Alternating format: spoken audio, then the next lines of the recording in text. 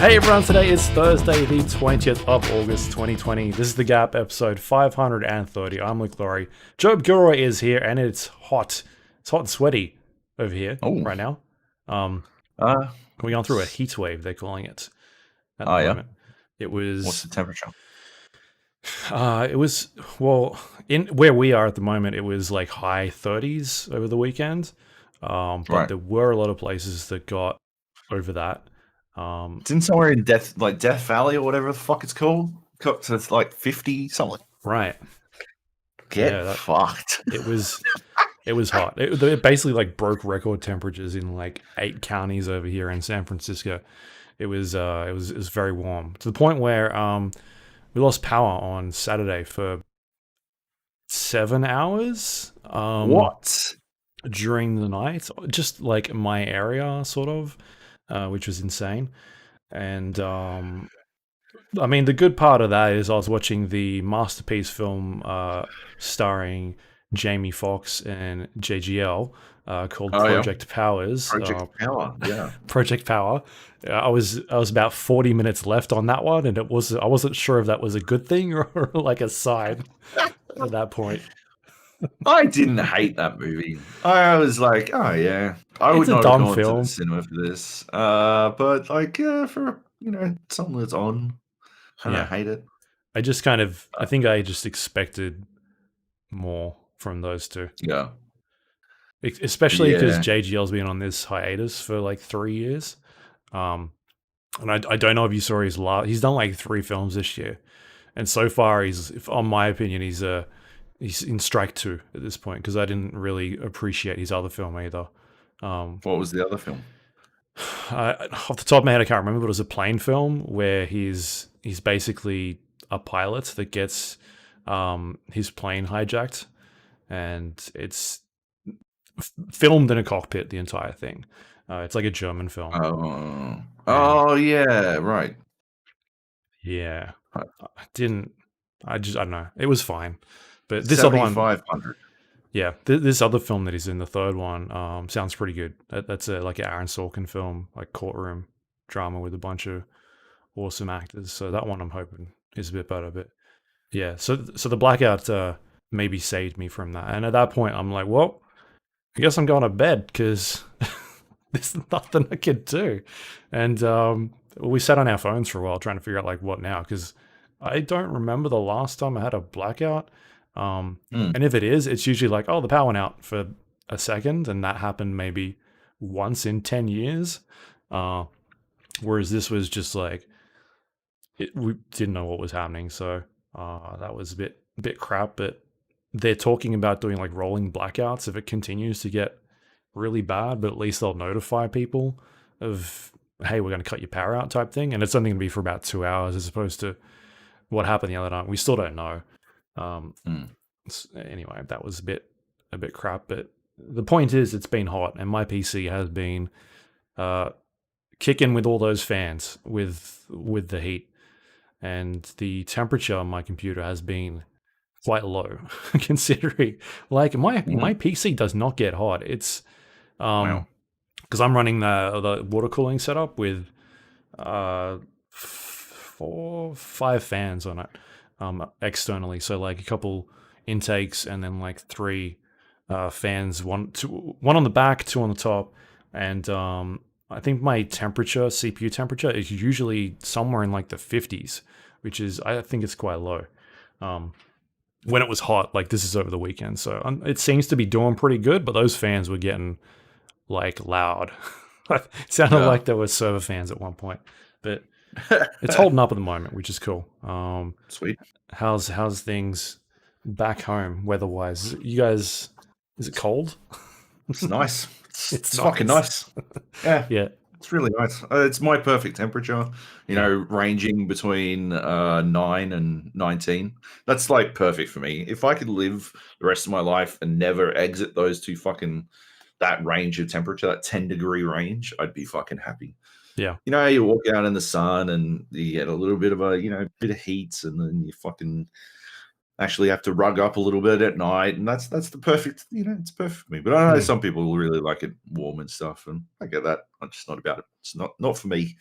So yeah, it's pretty fucking nice. I like it. So it's a beautiful sunny day at the moment. Right. Although, yeah, when you do spend any time in the sun, I am very concerned about how hot Tsushima is going to be this year. It's going to be, I think it's going to be a fucking stinker.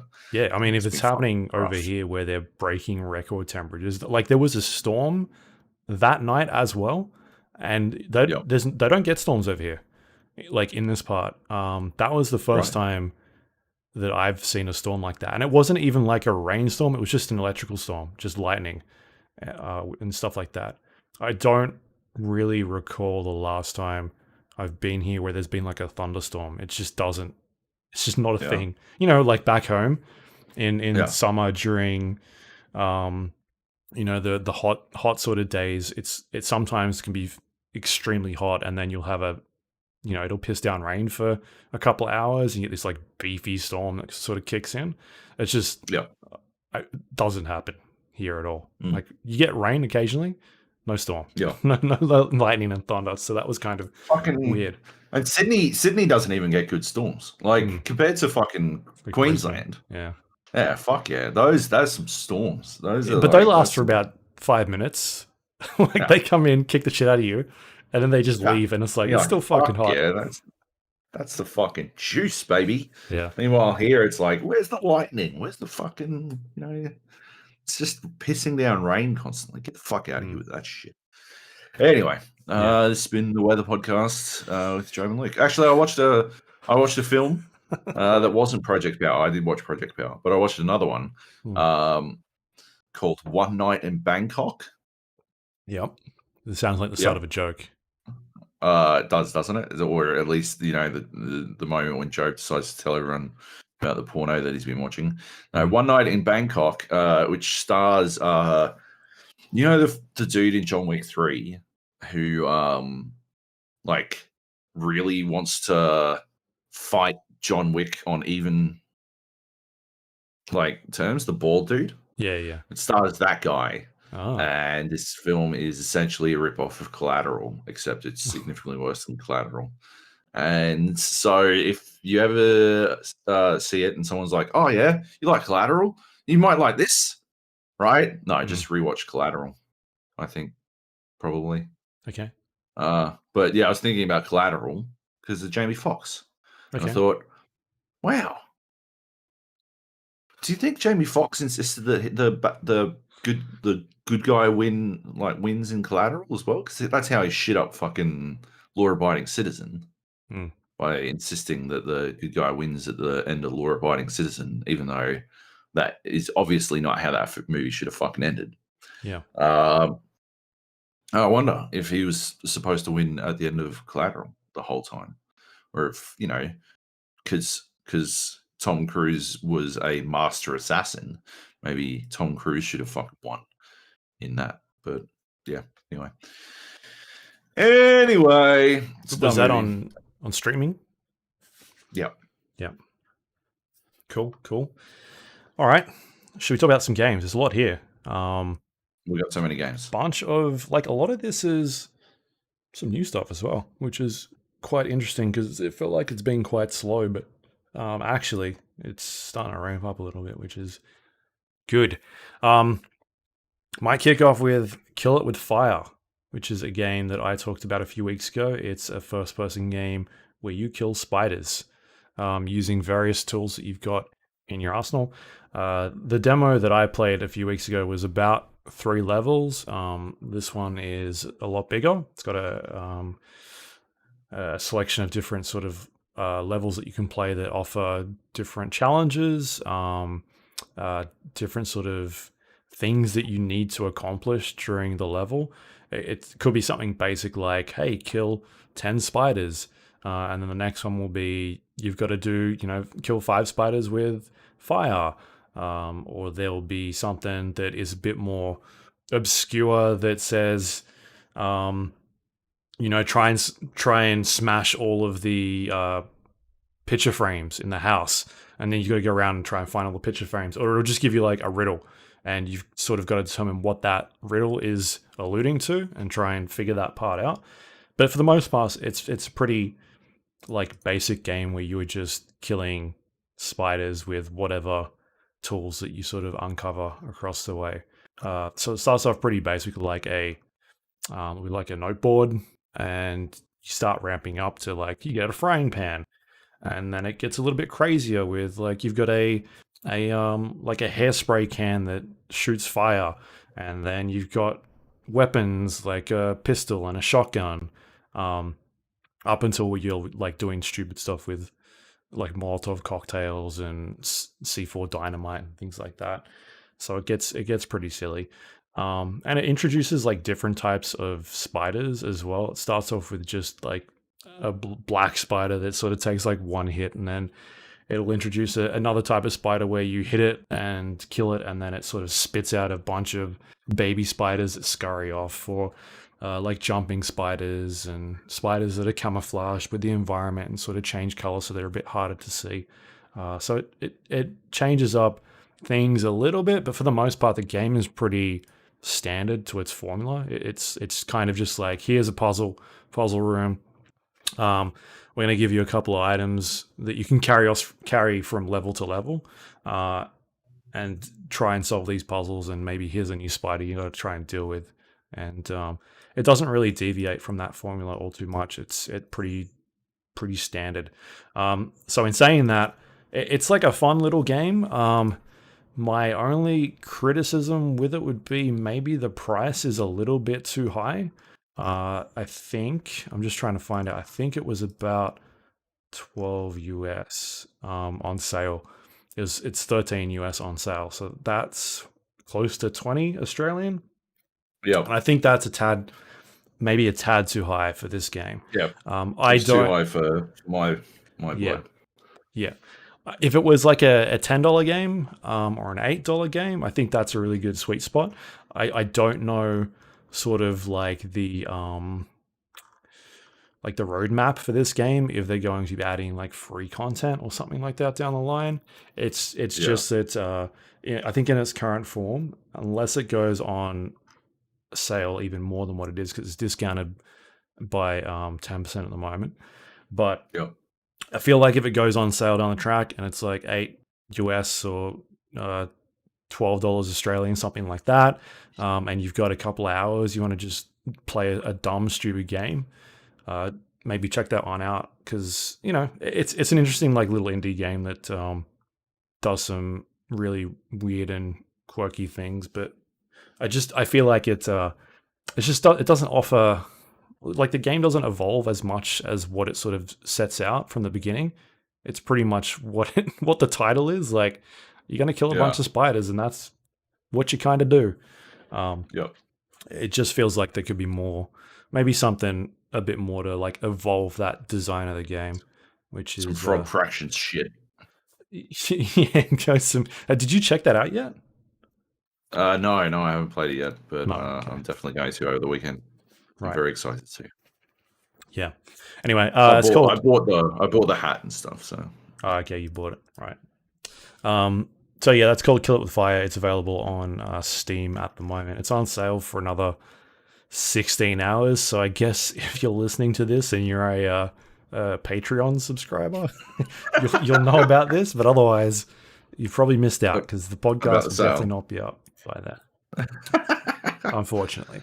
But yeah, the presumption is that you only look at Steam after having listened to the podcast. Oh yeah, that's what you're basing everything off on that statement. Oh yeah. The only arbiters of quality games on Steam, we are the ones that you need to listen to in this instance. Yeah. Yeah. No, my recommendation would be to if we talk about a game, you kind of think, oh yeah, that sounds all right, but you don't know if you want to buy it yet, chuck it on your wish list on Steam. I use that quite a lot. And you get an email whenever that game is on sale. And what is it? There's probably some sales coming up soonish. I think we just missed the summer sales, but anyway, there's definitely another sale coming. Yeah. In spring. So yeah. No, I wish list shit all the time. It is devastating for my wallet when the sales do roll around, but yeah, it is easily the best way to keep track of stuff that I'm like, I do actually really want to play that, but I under no circumstances want to pay $80 or whatever the fuck. So yeah. Right. So yeah, it's called Kill It With Fire. It's on Steam. It might be on other places, but that's where I picked it up from. Next up, we got Fall Guys on the list. You been playing more of this? Yeah, I played a bunch of this the other day. Went around a mate's place and we set up a bunch of laptops next to one another and we were all playing, like, we partied up. So, like, it's pretty easy. I wish it was bigger than 4, or I wish you could have 4 custom games. That'd be nice. I mean, I think there's a big wish list of things that I think they're going to bring to Fall Guys eventually, and I think it's one of those situations. I think Fall Guys is the sort of game that captures your attention for a short amount of time, and you like bleed off it, or you tilt your fucking tits off, and then like wander away, and then you come back to it. And it, like, I think it's very much something like it's so simple to pick up and play that it doesn't feel like they could very easily use big updates to get a groundswell of enthusiasm again and again. Like it's the sort of game where you can just sort of, oh yeah, fuck yeah, I'll play some more Fall Guys. Why the fuck not? It's the sort of game where you feel like I may as well leave it installed because it doesn't take up too much space. And yeah, like I can literally just jump back into it without having to worry about, what the fucking meta is or some shit. It doesn't matter.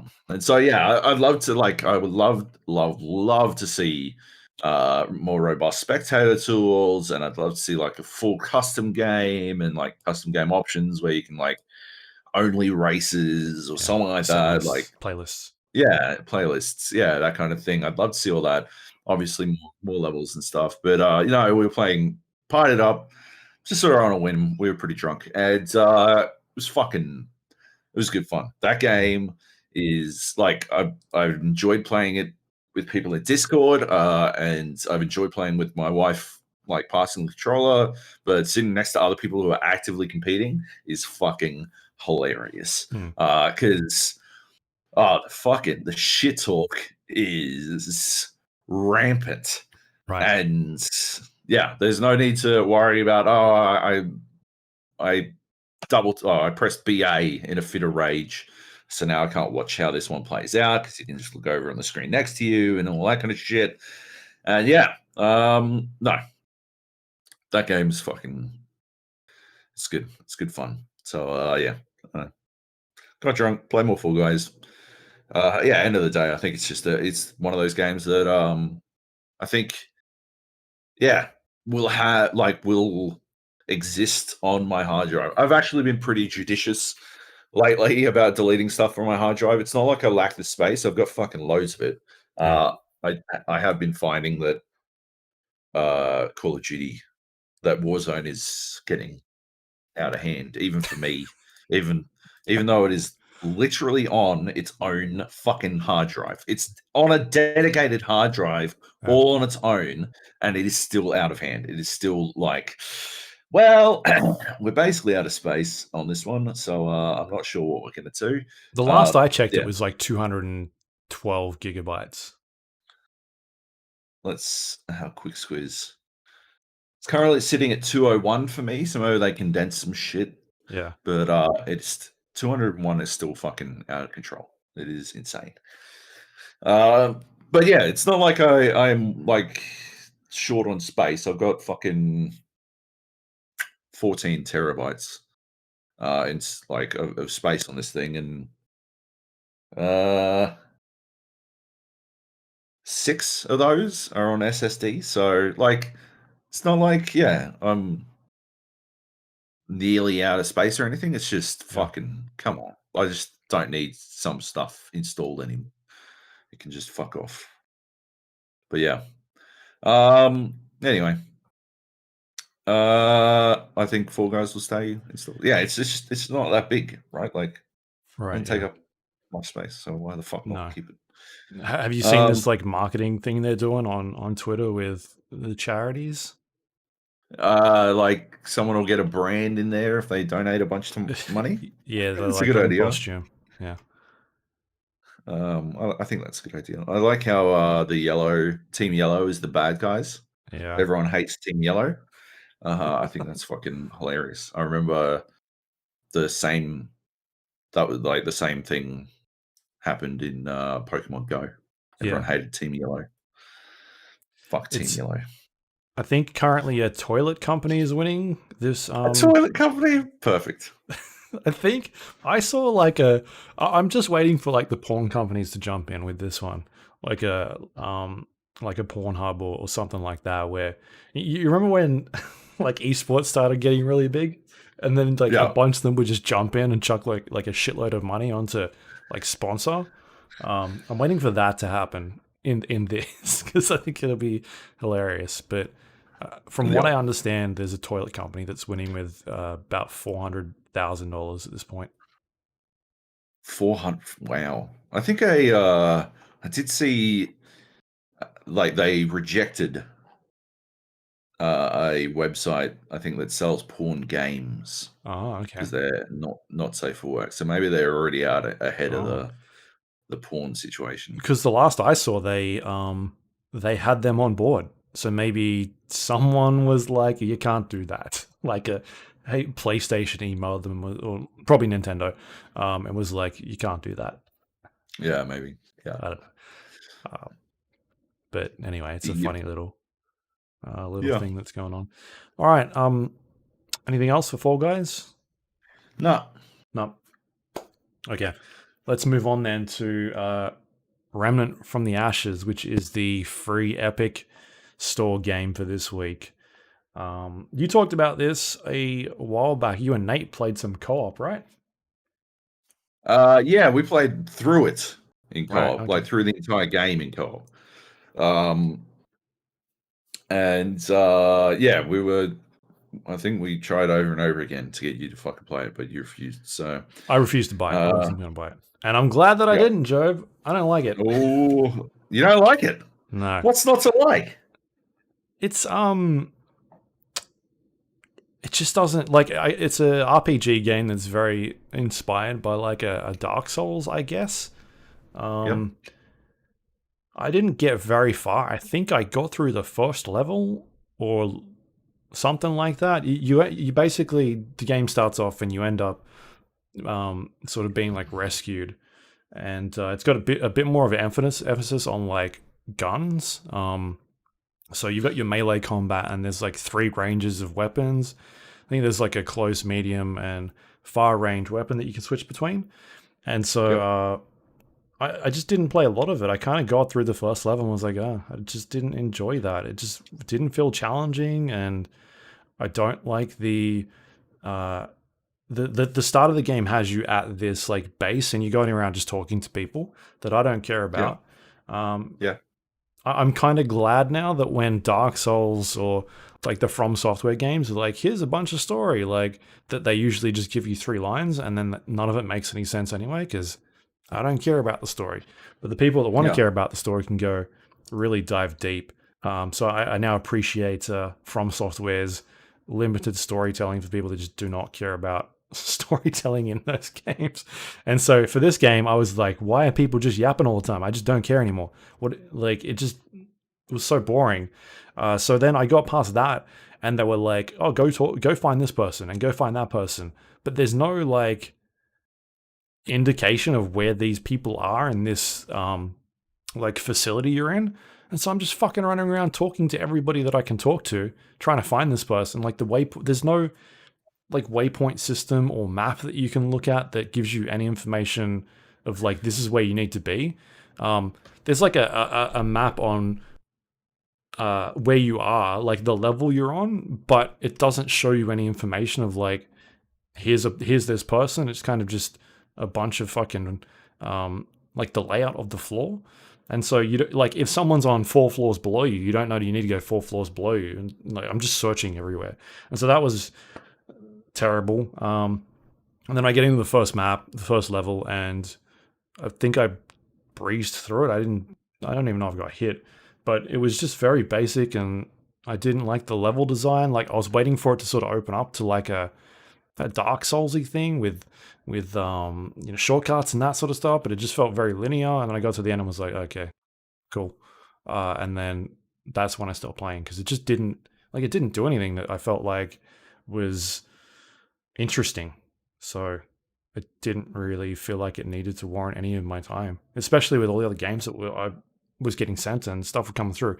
I had some other some review code come through from some other stuff, but yeah, I just didn't feel like it did anything special that was going to hold any of my interests. So I just kind of gave up on it.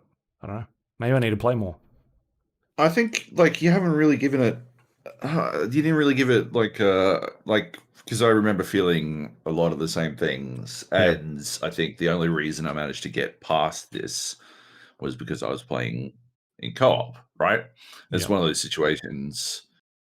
Because I definitely remember like actively thinking, am I only having fun because it's co-op, or is this actually fun? And the early part of the game is very much a case of this is only fun because I'm dicking about with Nate in co-op. And so if you had played with us when we told you to, then you would have had fun because we would have been playing in co-op. I would have been $80 out of pocket though, so.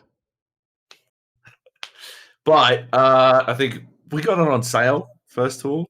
Anyway, I got it for free. and you had to play it alone. So what was the real cost? There's like it never opens up in the Dark Souls way that I think you want, but it does get interesting. Like it does get interesting from a gameplay point of view, interesting enough to warrant playing all the way through up until the final boss, which you should just quit at. Just don't do it. It's not worth. It's a terrible fuck boss fight, like aggravating as fuck. Not like not challenging, just tedious, like purely tedious. It might like it's truly one of the fucking worst boss fights. Like probably the top 3 worst final boss fights of all time. It's awful, and the ending is the same understated storytelling that goes nowhere. But all like so many of the fights before that are like edgiest seat. The boss fights, at least, edgiest seat, like fucking like nails clawing into your own fucking palms, like fucking gripping your fucking mouse so hard you think you're gonna fucking break it type shit. That you're terrified that you're not going to make it through, and it's totally like those fights are fucking worth it because, yeah, you don't get that out of shooters a lot. So yeah, like it does. There's value in that game, 100%. Out beyond the idea of playing it in co-op, but it is certainly better. The parts where it lags are buoyed by the co-op. So I guess what I'm saying is you should have played it with us in co-op. I might jump back into it when I get some time, but I think I've seen Dr. E3 Money playing it. I'm not sure. Yeah. Maybe you could join in with them. Yeah, we'll see. Anyway, that's on Steam. Oh, sorry, on the Epic Game Store at the moment. It's the free game of the month. Oh, you've got until tomorrow. Good luck again. Sorry. Classic. But tomorrow, Enter the Gungeon will be free, and God's Trigger, which I've not played. So, Enter the Gungeon's good though, so check that out. It's fantastic. Yeah, definitely get that one. Anyway. Yep. Cool. What else you got? Risk of Rain 2. You been playing this? Yeah, so I jumped in and played it. Yeah, it hit 1.0. You played it a little bit last week. Yep. I've played a bunch of it since. I got up to the final boss. I do not like that last level at all. What a pain in the crotch. Is there a last level? Yeah. Well, there's technically there's a way to finish the game. It's optional. Basically, when you get to the levels sort of cycle at level 5. Yeah. When you get to level 5, you can uh, either continue the cycle to power up more, or you can. There's another teleporter that you can use. Use that teleporter, and you'll go to the final level and face off against the final boss. And it's just annoying.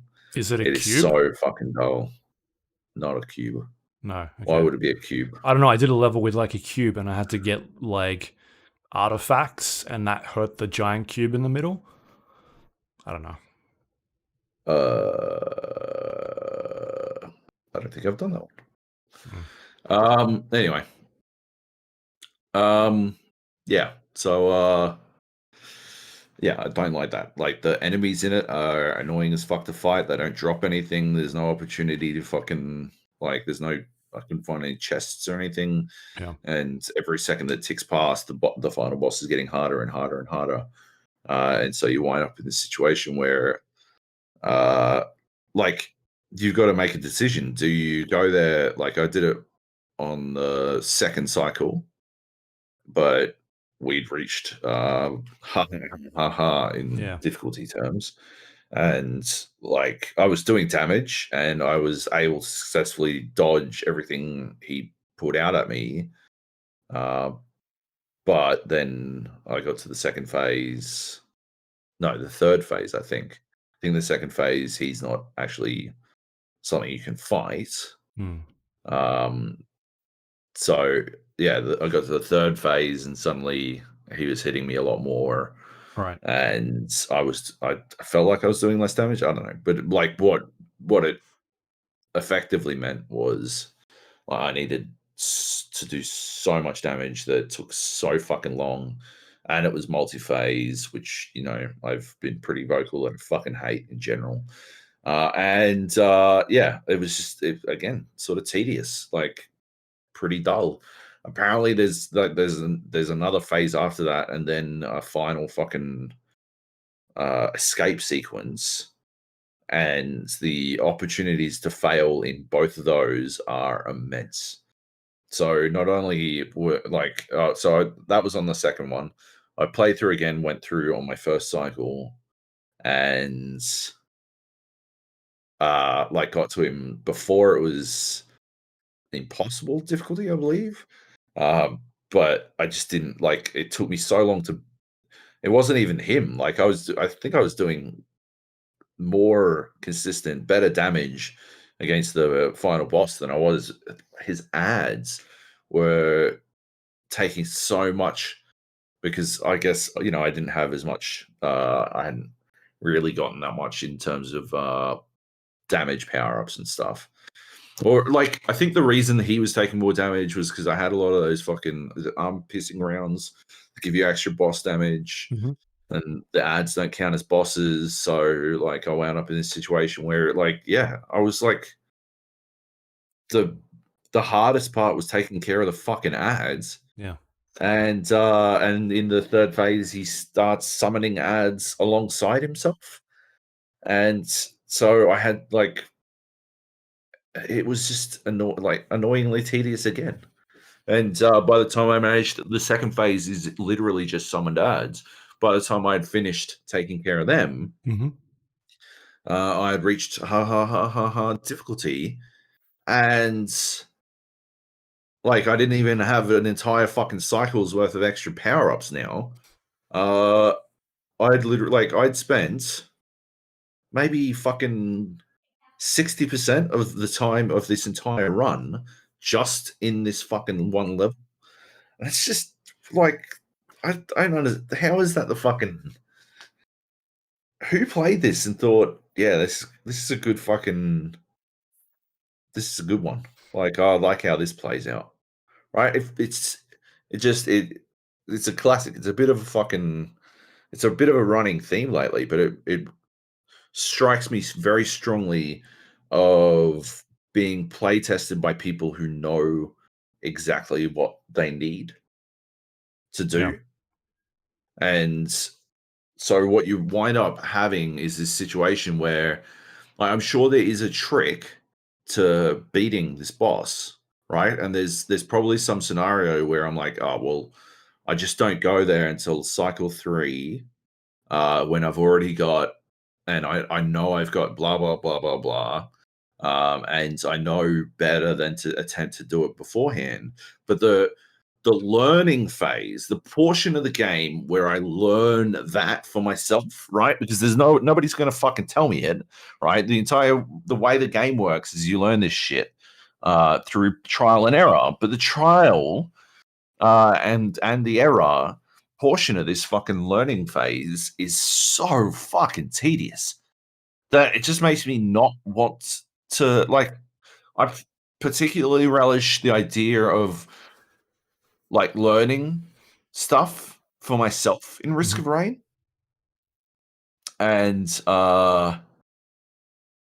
like I think that there's a lot to Risk of Rain where you start by not knowing stuff and you sort of just pick up whatever, and then you get to a point where you're like, okay, well, sometimes you'll find one of those fabricators where you swap shit for one particular thing. Yeah. And you It's might random, have right? It's definitely random, yes. Yeah. But like you might run across one that's fucking amazing. You're like, cool, I'm dumping everything into this. And you do it, and it works out phenomenally. But like as you play more and more, you learn when you should and shouldn't do that stuff, and like that's the process of Risk of Rain.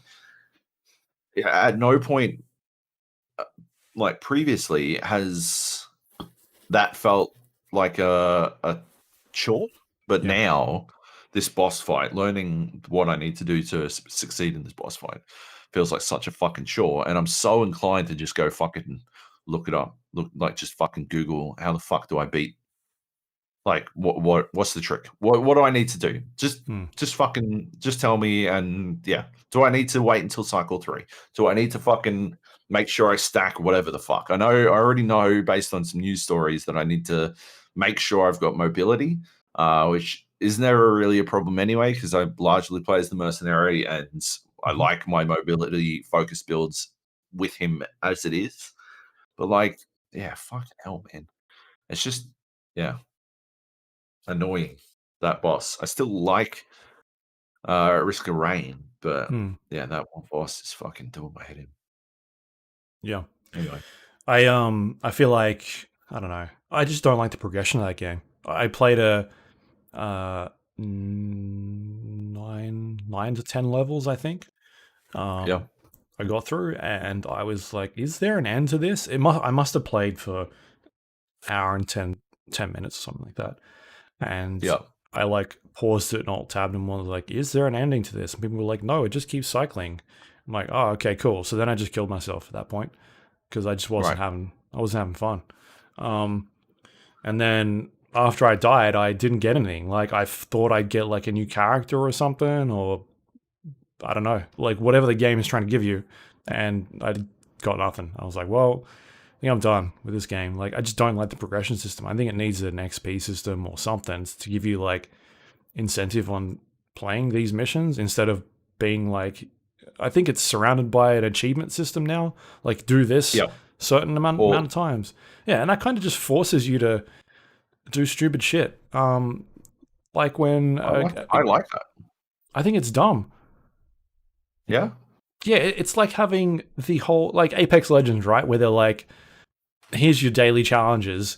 If the progression system was purely just that, when you couldn't play it any other way, it'd be fucking terrible. I feel like. I don't understand your Apex. Well, Apex Legends give you challenges, right? And they're like, you need to Yeah. drop at this location, and then the next mission will be like, get 3 Mozambique kills, or start like they force you to play a certain way where you just want to kind of just play the game.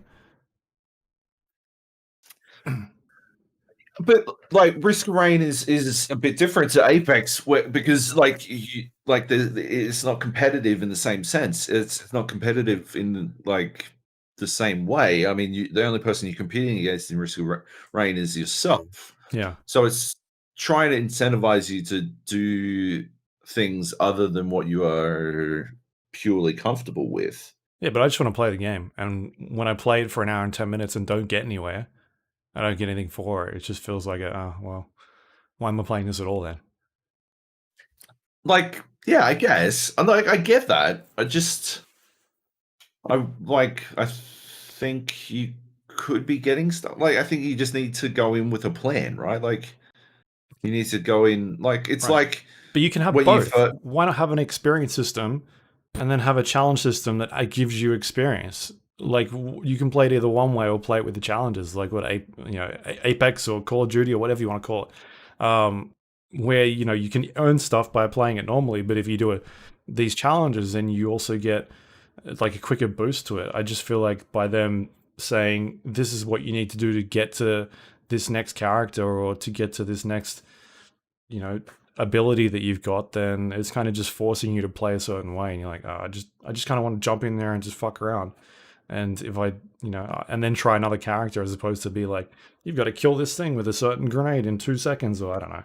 I haven't really looked at them after I checked the first couple, but I was just like, I just don't really want to do that. It feels like a chore I at that just, stage. I didn't find them that difficult to complete though. I think that that's the thing is that like by and large, I didn't find them that, except for there's a dude you buy at the moon store that Yeah, requires 10 moon coins. I don't know how to That was a get bit there. annoying. I got Lunar there coins. once. I don't know what I did to get there. Right. Well, like that's part of the learning experience. That's all part of the way the game like creates a sense of progression in you that is tied to your own personal sense of progression. That's what roguelikes do. Yeah, maybe it's just too long. Or roguelites, whatever. Like maybe I don't know. Maybe I played on an easy or I have to jack the difficulty up. I just don't feel like playing for an hour and 20 minutes or 10 minutes and getting like feel it like to the point where I just killed myself because it's like I'm not having fun anymore. Like what am I doing? I've seen this Yeah. level 3 times now. Why am I doing this? Like the same fucking level. It was Like, I mean, I guess largely to your point, like you would be earning stuff while you're doing that. You would be finding the lunar coins you need. When you go to the lunar base, when you work out how to do it, I can tell you if you want. There's no, I'm not playing anymore. all right, I'm done.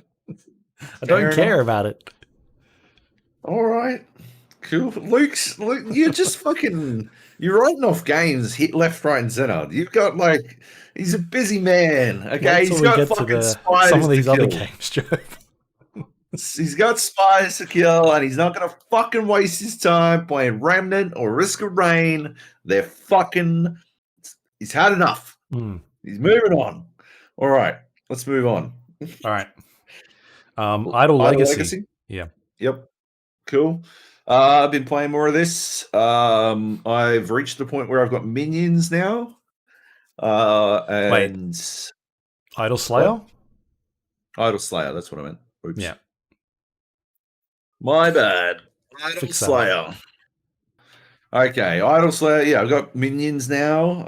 And yeah, just sort of churning through. I've got minions as well. Well done. Yep. So you caught up to me then. Yeah. I think it is one of those cases where you do sort of hit a wall. So did you find you hit a wall at the, where was it? The Nonilian part? Yeah, that's where I'm at now. Yeah. Yeah. That is my wall.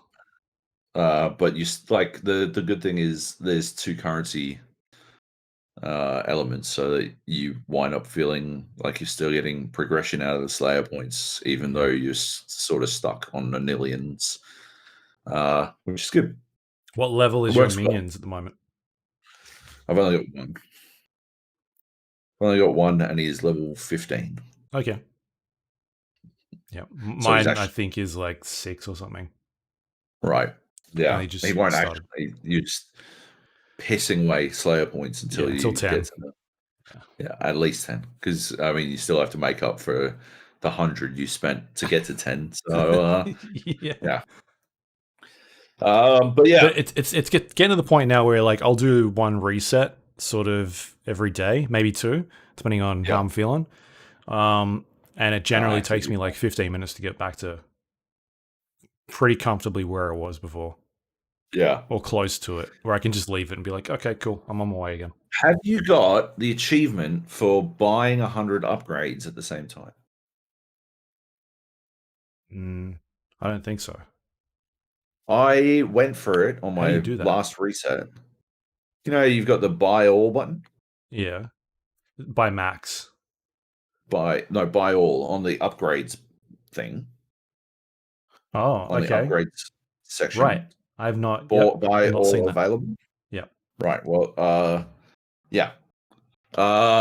There's an achievement for buying 100 all at the same time, and on my last reset, I specifically tried my best to acquire it, and I bought 99 upgrades at once, and I was fucking spitting. You should have counted the All first. I just needed fucking, but it's so like, yeah, I didn't want to count them. That was the thing. Like, I'm not counting 100. Get the fuck out of here. They'd done their So I'm like, research. They knew the that's got to be exact sweet spot to about get you. 100. Yeah, yeah. I know I'm gonna do it next time though. I'll fucking get them. But yeah, no, good game. Yeah. Still playing it. Still enjoying it. It's a good. Yeah, I love landscape mode. It's such a good. It's completely changed it It's for so me. huge. It's You can have your upgrades or your like buy thing open while while still you're playing. playing. Oh Yeah. my god, it's fucking amazing. Yeah. It's And so it's so good. much easier to see boxes that are coming. Yeah. Because now you can Yeah. just hammer that run button Yeah. and jump, Yeah. as opposed to being like, I'm just gonna, in like the other mode where it's you got like less screen space, you just can't see what's coming in front of you. And so you jump and then you miss like a box or something because you're like, I need those 3 coins. You're like, fuck, I didn't want that box. Yeah. Oh, sorry, I didn't want those coins. I want the box. I want the box. But now in like landscape mode, you can just see everything from, you get 10 minutes to try and hit those boxes. It's very easy. So yeah, still digging that one. All right, what else we got? Mortal Shell, which is a new game that came out yesterday, I believe. So I got a review code for this one. Have you heard of this at all? Or have you played any? I think you played some, right? I played the beta. Yeah, I played it in beta. I wasn't fucking wild about it, if I'm being honest. I didn't. I thought the animation system was a little bit fucking janky. Like there was definitely the way the character interacted with the terrain led to some situations where you'd like walk down a step that was shorter than the height of a fucking curb on the side of a street, but it would animation cancel and you'd fucking eat a bunch of shit as a result. Right. That was definitely happening at beta. Yeah, and it just felt kind of sloppy, to be honest. Okay. Maybe they fixed it up since then, but I was like, I don't think I'm going to play this. Yeah. Yeah. Just not feeling it. So yeah, I got a review code for this one just before it came out. Cool. It's Nice. it's like a love letter to From Software games, like the Dark Souls in particular style games. Like the actual aesthetic of the game, the menu screen, like the loading screen looks like it's a like if you showed someone a loading screen, they would be like, "Oh, this is the new Dark Souls game." Like the new, like it looks exactly like it. It's crazy. So they're very much fans of those types of games, and that's pretty much what this is. It's like like I said, like a love letter to Dark Souls. They've sort of played those games, really enjoyed them, and we're like, well, we're going to try and make our own one, and try and throw some interesting, unique game decisions behind it. And so you're playing this character who is able to inhabit bodies that you find throughout the world, and when you do that, you encapsulate a bunch of different stats, and that's on a basis of like your stamina and your health bar and that sort of thing. And so as you progress and find these different types of bodies, those stats change. So it's very much stepped away from the RPG elements of a Dark Souls game where you're earning souls and spending those souls to level up your character into 20 different stats to play the way that you kind of want to do it. Whereas this is very streamlined and simplified to the point where those stats are tied to, or the 3 stats that you can use in the game are tied to these shells, these bodies that you're able to take over in the game. So it's not it's not wildly like min-maxing certain points to try and get to a certain level, which could be a bit of a detriment to the game, I think, as well, which I'll get into. Okay. But yeah, that's the basic idea: is that you're going around, you're finding these bodies and shells, and that's kind of the way that you change up your play style throughout the game, because they've got different weapons and things like that too. And so the way the mechanics works in terms of your like death system, when you lose your health bar,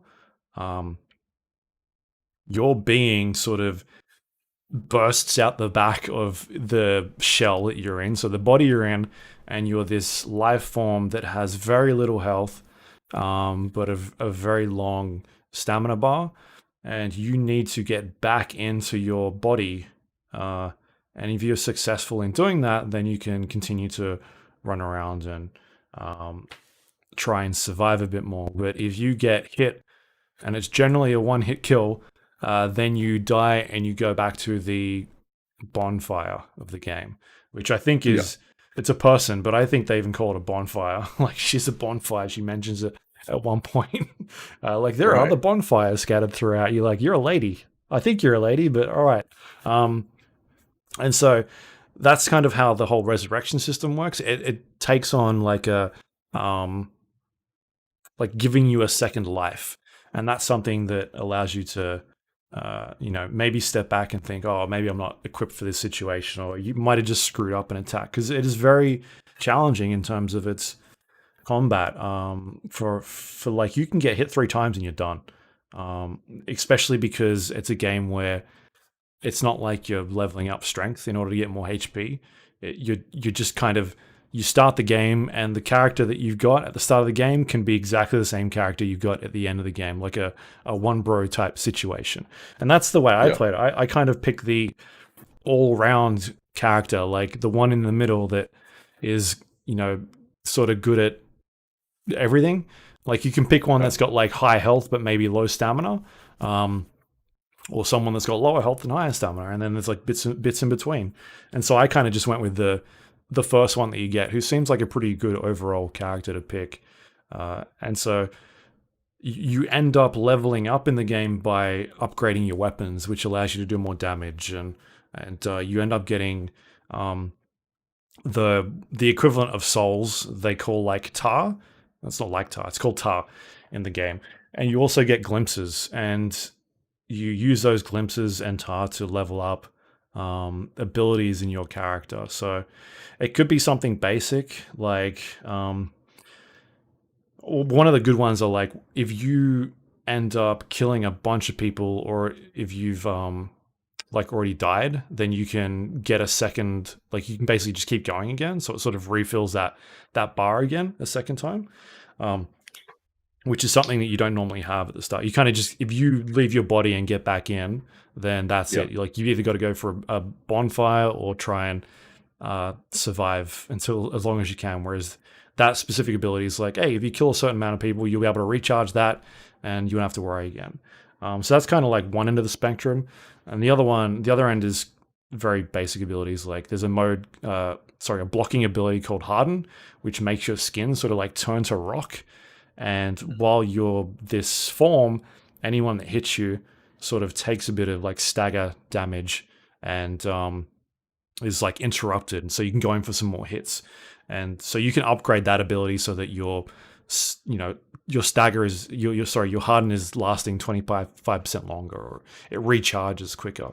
So that's really an interesting way of solving the, like a sword and shield combo. Like, you don't actually have a sword and shield, you've just got a sword, and you've got the harden ability, which is like your blocking ability, but you can't just sit there and block the entire time.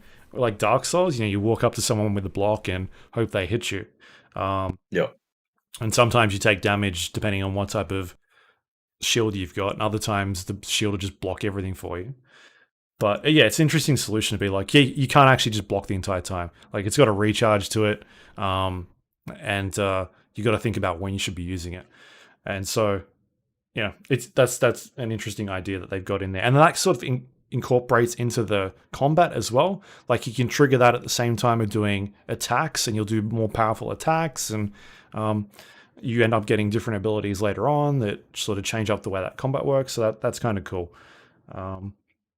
But in terms of the combat, it feels very much like a Dark Souls game. It's the same sort of style. Like you're sort of coming up against very very basic enemies. You hit them a couple of times. You're learning their move sets. You're rolling out of the way, and you're learning like each level as you go. And every time that you come up against something, it's like, all right, well, how do I take this thing out? What's it gonna do? And the first time that you face something, it's always like daunting because you don't really know what they're gonna be capable of. But once you figure out like their trick, that's when the game starts to ramp up a little bit, and it starts throwing you like, now there's two of them, and there's now in this side there's two of them, but there's one of this other thing, and try and figure that one out. And so it's all this problem solving that Dark Souls is very good at. So actually, I've liked the combat.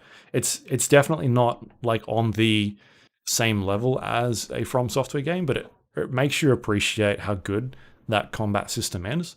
And I think they've done an excellent job at trying to replicate that, because we see AAA studios try and do that quite a lot now recently, and I don't think they get it as good as what some of these From Software inspired games are going for, like Mortal Shell or The Surge, like those types of things. I think they just don't spend as much time, I feel like, on replicating that feeling.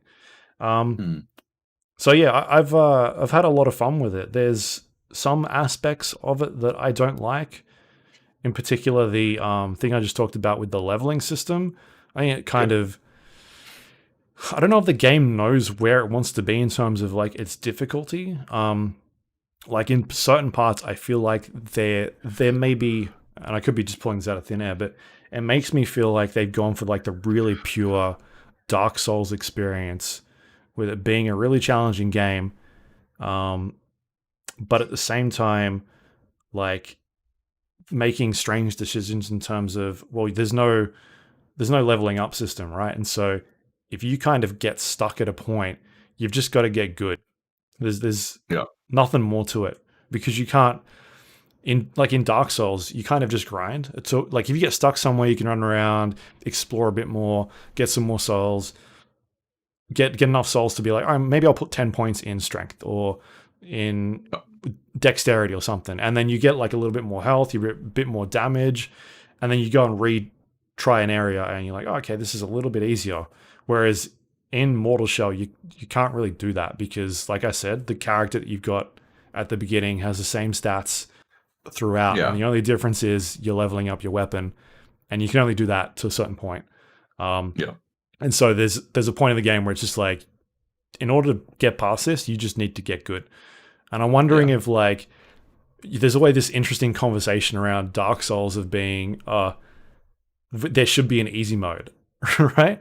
And I guess the way that you make that game easier is by grinding more and spending souls, whereas in Mortal Shell, that's just not a thing you can do. You've just got to try and get through. That has always been the answer as well. To the question of, I find Dark Souls too hard, and people are like, but you can make it easier. Like you can actually make it. There are a number of ways to make Dark Souls easy. You can grind, as you said, or you can use a guide, or all these kinds of things. You can watch someone else do it. You can shortcut your way through some of the elements, but at the end of the day, you're still bound to the dexterity requirements of like the manual dexterity requirements of the game itself. At a basic level, there is definitely a gate there that you have to be able to overcome. I think the fucking mastery that the got to use something 10 times to Familiarity. Yeah. yeah. I think that's also like the antithesis of the ability to look something up. You know, Yeah. like I think it's a great you system. can't. You like it? I didn't in the beta. I think it's pretty anti-player, to be honest. Really? The idea that you got to poison yourself 10 fucking times Ah. before you can eat a mushroom that'll heal you, or some shit. You know? Yeah, I mean that's the kind of the only one that they do. For the most part, everything you use it once. Like you pick up something, you don't know what it does, and so like you're talking about, there's mushrooms in the game, and so you'll pick up a mushroom and you don't know what it does. You need to use it to figure it out, and once you use it, it'll be like, you'll restore 30 points of health in 30 seconds. But there's also this familiar, what do you call it? Mastery, I think. Mastery. Yeah, mastery, familiarity, bar at the bottom. And if you do it a certain amount of times, it kind of like levels it up. And so you get your uses get a little bit better. And so if you use it the first time, you do 30 points in 30 seconds. But if you do it 10 times, for instance, and you level up that specific item, it might do it 30 points in 15 seconds. And it only goes that one level, which they could have taken that a bit further. But I like that system in terms of the one you're talking about, the mushroom, right? You can eat the mushroom and it gives you poison damage. But if you get a poison immunity, like by eating it a bunch, then all of a sudden you get poison resist for 2 or 3 minutes. I think that's an interesting way of doing it. Like it tells you only need to use it once and it tells you, but you can level that up a second time by eating it 10 times or whatever it is you're using. And that's the only one case that I can think of where it was like the mushroom was causing me grief. And the problem around that was I just stood next to the bonfire lady and ate all the fucking mushrooms and then used the bonfire. See, well, in the beta, it made it seem like it was going to, like, that was the trend. You know, you didn't run into that many fucking familiarity items. Okay. You had the loot and the mushrooms, and I think there was one other thing. And so it seemed like, by and large, you would run into things that like hurt you, but if you use them enough, they would like give you a boon. And it felt very much like it was supposed to be a way to negate the ability for players to like sort of usurp some of the gating of the game, like the way the game works in terms of, like, it would be very difficult to one bro a game or sorry, one bro like no death a game if like all of the healing items required you to fucking die 10 times before they'd actually heal you, type thing, you know, like it just. But I guess if that doesn't actually play out that way on a large scale in the greater game, then I could see how it would be pretty cool. The beta made it seem really oppressive. I think the mushrooms are kind of like the only one thing that I can think of that does that. And what I'm thinking is, like, if that was a case for they were doing that with 30 different items, then you get to the point where it's like the trick that I did, well, why not just stand next to the bonfire lady, eat all these fucking mushrooms, and then it doesn't matter. Like, you kind of gamed the system at that point because it's not really doing anything.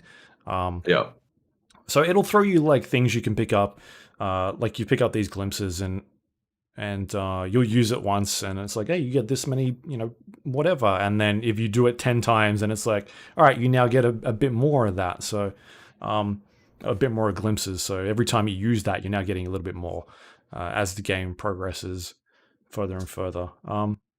So yeah, I don't know. I just think it's an interesting system. I wish maybe it went a tier further, like another level or something, because kind of just stops at that point and you're not really you know, doing much else with that. But I just thought it was interesting. It reminded me of like an Elder Scrolls game where you use something and you just get good at it. Like I'm going to use the sword, and eventually you start getting bonus points in it and that sort of thing. Like a mini system of that. Not as deep, but still, I like what it's kind of doing. So yeah, there's that. The level design is very different to a Dark Souls game. It feels a bit more like open, I guess. I don't know what was in the beta, but it kind of just chucks you into an area at the start of the game. And I guess my issue was that, and this isn't the game's fault, or maybe it is the game's fault, but being so used to the Dark Souls, the From Software formula of these environments, and they're kind of like maze-like, and eventually there's shortcuts and you lead back on each other.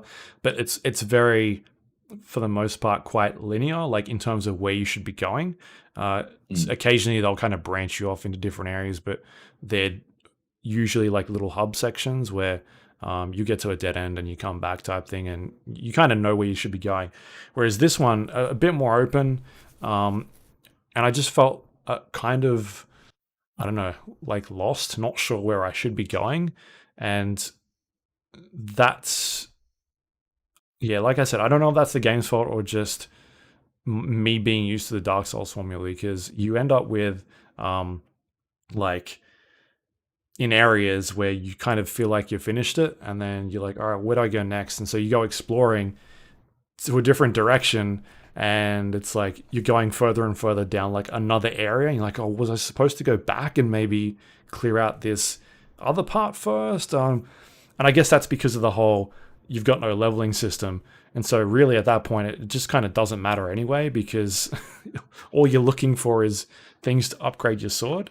And so I just kind of felt a bit lost in terms of what's my progress in this game? What area should I be completing first? And then have I gone too far down into one area? Should I even be here? Or should I go back and try something else? Like there's this giant wolf creature thing near one of the bonfires that you need to take on.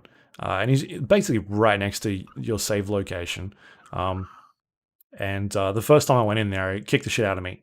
And it wasn't until I'd cleared out a decent chunk of the game that I went back in there to fight him. But it's just kind of that thing where you're like, I don't know what point I'm supposed to fight this thing, or like if I should be in this area at all, or do I go back and find somewhere else? It just felt a little bit too like the signposting the game is trying to give you there really isn't none. It's just kind of like you go out and explore, and you just kind of figure it out, and as you go. And on the odd occasion, on some of the levels that I've been into, they do the here's a locked door, and eventually you get around that locked door and you open it.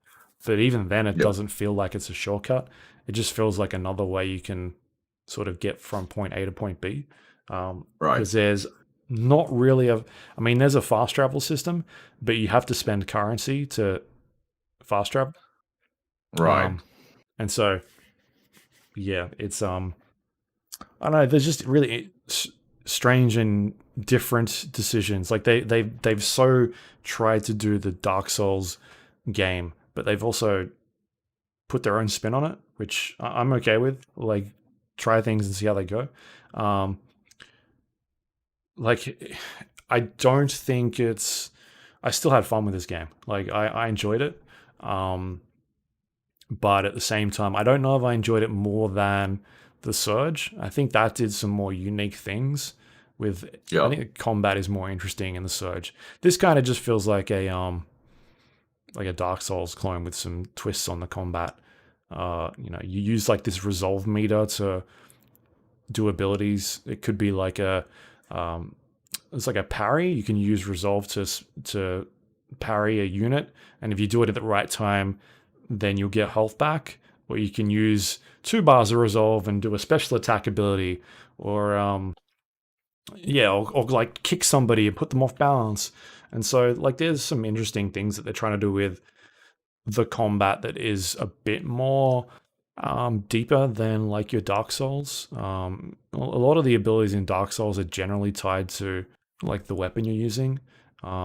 they tried to throw a couple of twists in some of the more recent From Software games where, you have to spend something and you can do some stupid attack that'll come out. But for the most part, you've got your attack and heavy attack and block in those games. It doesn't really do a lot much that's different between those Dark Souls games. But this one's like, abilities and that sort of thing. Changed up the combat a little bit more.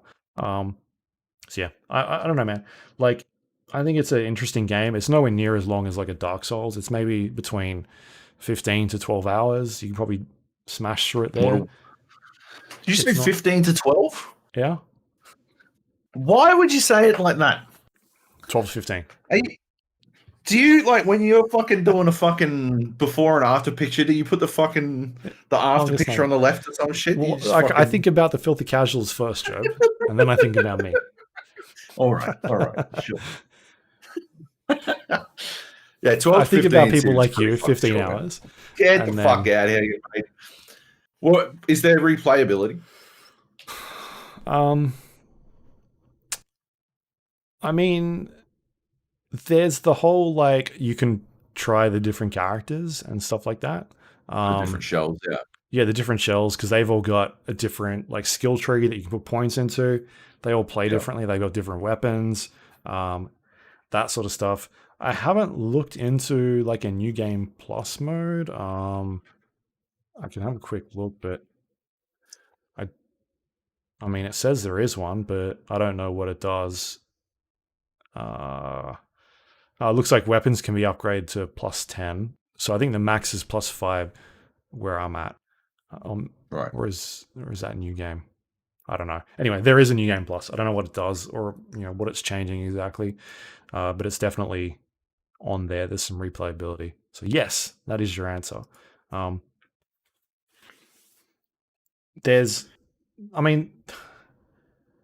Like the boss fights weren't particularly tough. It does the thing you hate where the boss has a health bar and he goes down and then he gets back up with full health again. I was like, Joab will fucking love this. He'd love it. Oh yeah. Why not just make a giant health bar, Joab, that goes all the way across the screen, and that's what I want to know. Like, I have like, I think I literally discussed this when we were talking about Sekiro, but like, the only reason you have multiple phases is for that shock moment. The only one in Sekiro that I thought did it well was the fucking ape. Yeah, was the giant monkey. But that's the only one that pretends. It comes up and says you finished it. Right? That's the purpose. That's what I think multi-phase bosses, that's why you would have it. Yeah. Any other time they do it is literally just I don't know, hey, get the fucking, like, okay, yeah, cool, it's multi-phase. Like, it's so fucking boring. I think a massive fucking bar would be so much more interesting, so much more terrifying. You'd be like, oh my god, I am doing nothing. Like the fucking ancient dragon in Dark Souls 3, right? And you're like, this thing can one-shot me, flies everywhere, can fucking punt me all over the place. The run to the thing is a nightmare of cunts invading me over and over again. And when I get in there, I'm doing dick all damage. Yeah. This is fucking phenomenal. This is a fucking boss fight. Like, that is the fucking boss fight of Dark Souls 3, right? Not this fucking, multi-stage. Oh, yeah, it's dead and now it's back up again. Like, I wonder if that's like a QA thing, though, where people jump into that and they look at this bar and they're doing no damage and like, oh, I'm not supposed to be here type thing. Good. It's a Dark Souls game. You're not supposed to be any of these places. Like, fuck. Yeah. So yeah, I mean, I played Remnant from the Ashes. I liked Mortal Shell a lot more than that game. I think it does some really, really cool things. It's as I said, like a game that they obviously like the Dark Souls series. They definitely enjoy those types of games, and it's probably the most in line with the Dark Souls that I've played. Like if you sat me down and didn't tell me the name of the game or who made it and said play this, I'd be like, oh, is this like a From Software game? Like, obviously it's not anywhere near as polished or anything like that, or the kind of things that they do, but it just feels like one of those games. So they've done a good job of trying to replicate that feel of it. Like I've had fun with it. But on the other hand, like I wish it had some of those RPG elements in there, because it's a challenging game. There's parts in there where you die a bunch and you just feel like fucking hell, like especially with the getting used to the block and the parry. Like in a Dark Souls game, like block and parry is, I never use parry at all in Dark Souls, but this game kind of forces you to do it. Same way that Sekiro, I think, forced you as well to use a parry system to interrupt people. And I like that because, it kind of takes you out of your comfort zone for people like me who don't do that stuff. I'm more than happy to roll the fuck out of the way every chance that I get.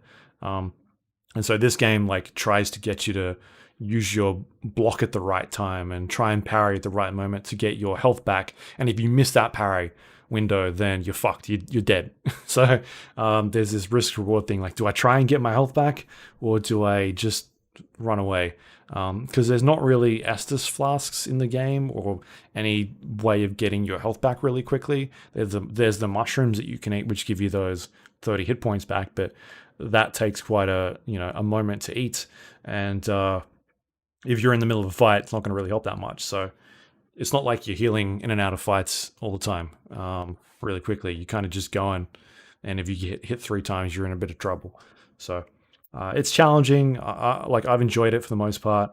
I have not looked at the price, which I probably should do now. And I feel like if it's going to be anything over $40, they're in trouble. It's $30 US, which is a good price point, I feel like, for this type of game. If it was a full price game or anything close to full price, don't think I could recommend it. But yeah, it's half that price. So if you're a fan of those types of games, it's reviewed okay. I think it's in like the high 70s at this point on Metacritic. I've enjoyed it for the most part. So it's called Mortal Shell. It's out on PC now. That's it. It's a cool game. Cool. I'm probably not going to play it. Yeah, that's fine. I mean, for people that are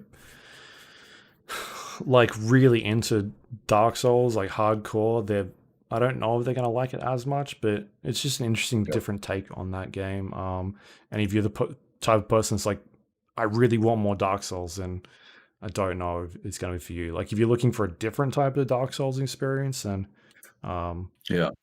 like they do a good job.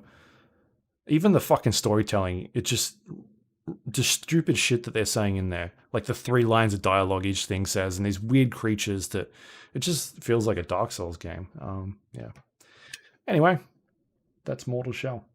Next up, we got Marvel's Avengers. I was playing the closed beta, I guess, on the PC for this one. Yep.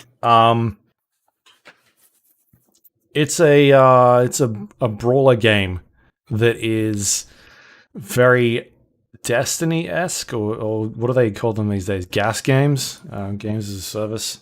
Oh, yeah. That you're equipping abilities and gear onto characters and that sort of thing. You're playing as the title Avengers characters for the most part. It's set in San Francisco, where they're calling it A-Day, where a bomb goes off, Captain America dies, and the Avengers are sort of disbanded. You play that opening level in the beta, and they've shown a bunch of footage from it in there. That opening level kind of takes you through a bunch of the different characters that you'll play. Iron Man, Thor, Black Widow, Captain America, that sort of Hulk, that sort of stuff. Stretchy chick. No, she's not in the opening scene. She is in the beta though. And Miss Marvel. And so that the opening scene is kind of setting up for the story overall, where Captain America, spoilers, dies, and then it fast forwards to many, many years from then. So that opening scene kind of gets you familiar with how the characters all sort of behave differently and attack. So like Thor has his hammer, he's able to throw it kind of like Kratos with his hammer, and get it stuck onto objects, and he can start punching and blah blah blah. And then you use the trigger and recall the hammer back to you. Does that sort of thing. Not anywhere near as satisfying, but like there's cool moments where you can throw a hammer at somebody and they kind of get stuck onto the wall or a boss, and it kind of just puts them in place. Like it just sits there on top of them. They're, I guess, not dead, but incapacitated. And then you can start punching people and bring the hammer back and do a bunch of abilities. So you got like height, heavy attacks, light attacks. You've got like a meter that increases as you do attacks and you use special abilities. I think each character might have about 3 different abilities that they can sort of equip on their bar they can do. And so from then you go Thor, and then there's you'll jump across to like Iron Man, and he's flying in the sky. It's sort of like a I don't know, like a duck hunt sort of game where you're moving up and down the screen and you're shooting things that are in front of you, and you've got control of where you're going, but it's not like an open world sort of go anywhere you want at that stage. I don't know if that changes anywhere else, but in this particular scene, you're kind of going down the Golden Gate Bridge and maneuvering through the screen and shooting things that are flying around you. And then you get down on the ground and you start blasting people. Very Iron Man-y. You can sort of like hover above the ground as well and fly around. It's not extremely like you don't have a lot of freedom in terms of where you can go at that point. You kind of just, it's like a jump ability, but you're in the air the whole time. And then you flick across to Hulk. Hulk is smashing shit. That's what he does. He's got a really big jump. And then from there, you're going to, I think it's Captain America. He's got his shield that can sort of bounce between multiple targets. I didn't really have a lot to play with him because obviously he dies, but I'm guessing he comes back at some stage.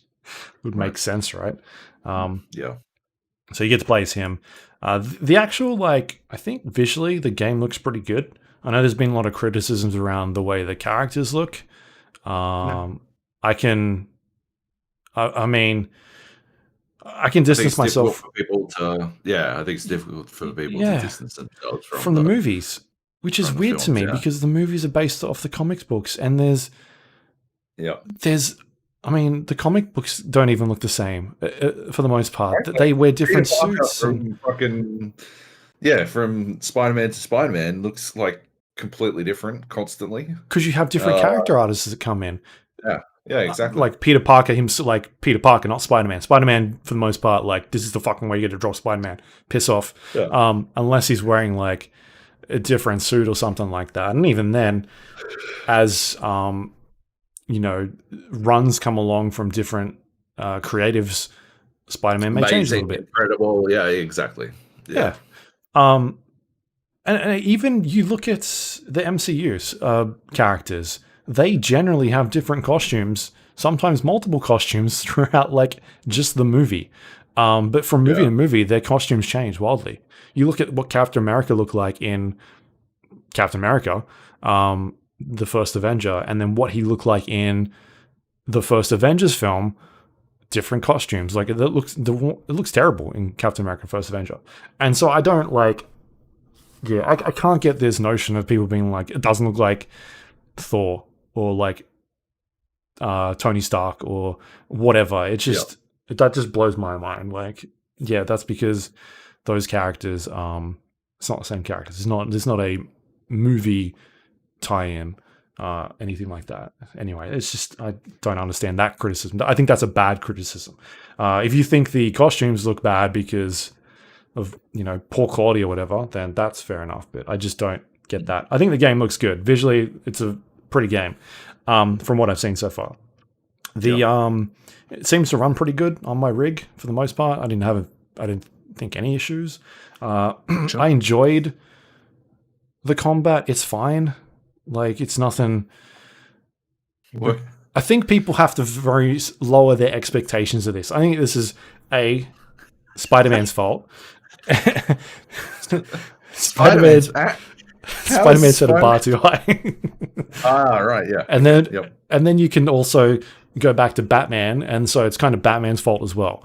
Yeah, right. So at the end of the day, the reason this game isn't as good as people think it's going to be is because of Batman.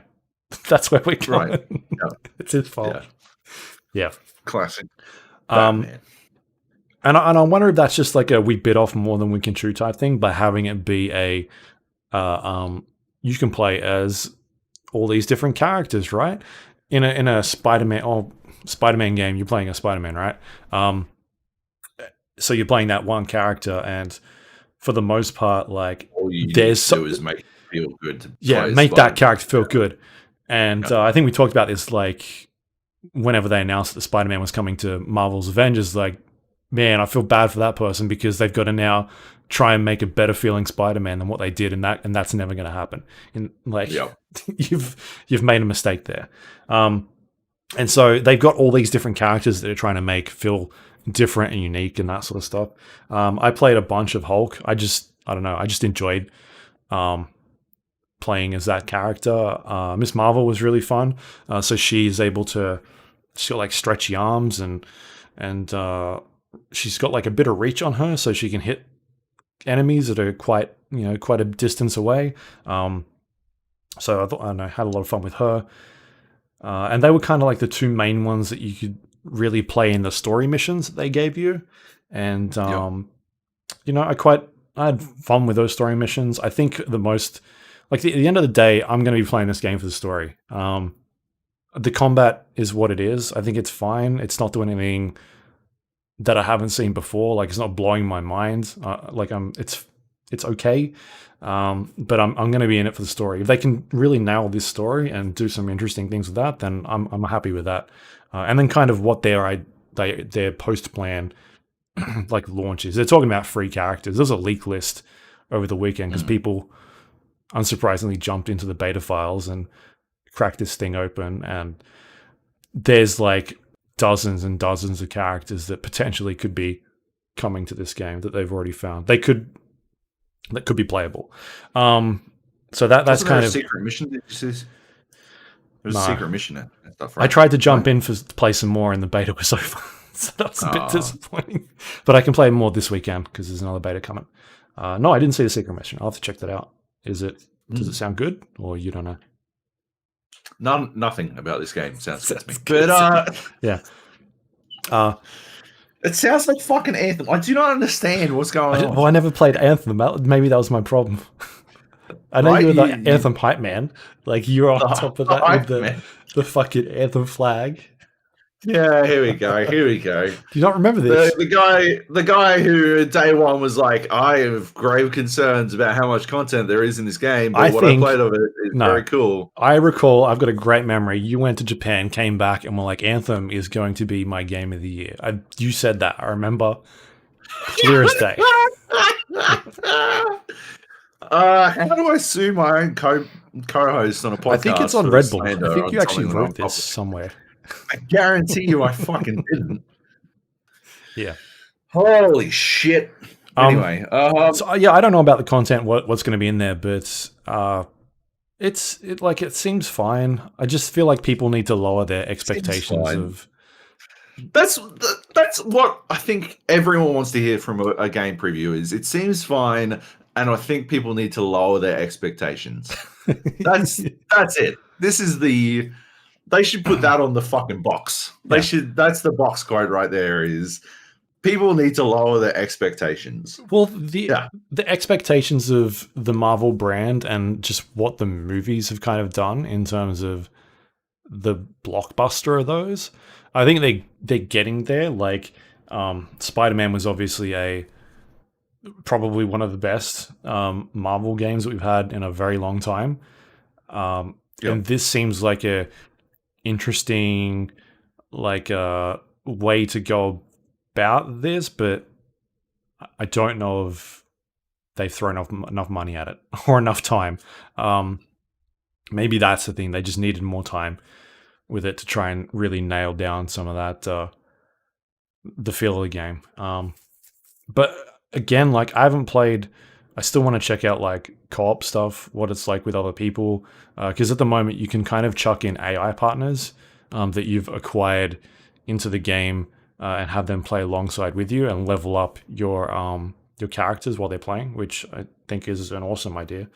It means that I can jump in and out of different characters without actually having to like grind one specific character all the time. So that's cool. But otherwise, I don't know. Maybe I just need to play it more this weekend and get some experience with the Warzone modes and the challenge rooms, because I kind of just played the single player modes, single player missions at this part, and got through a lot of that.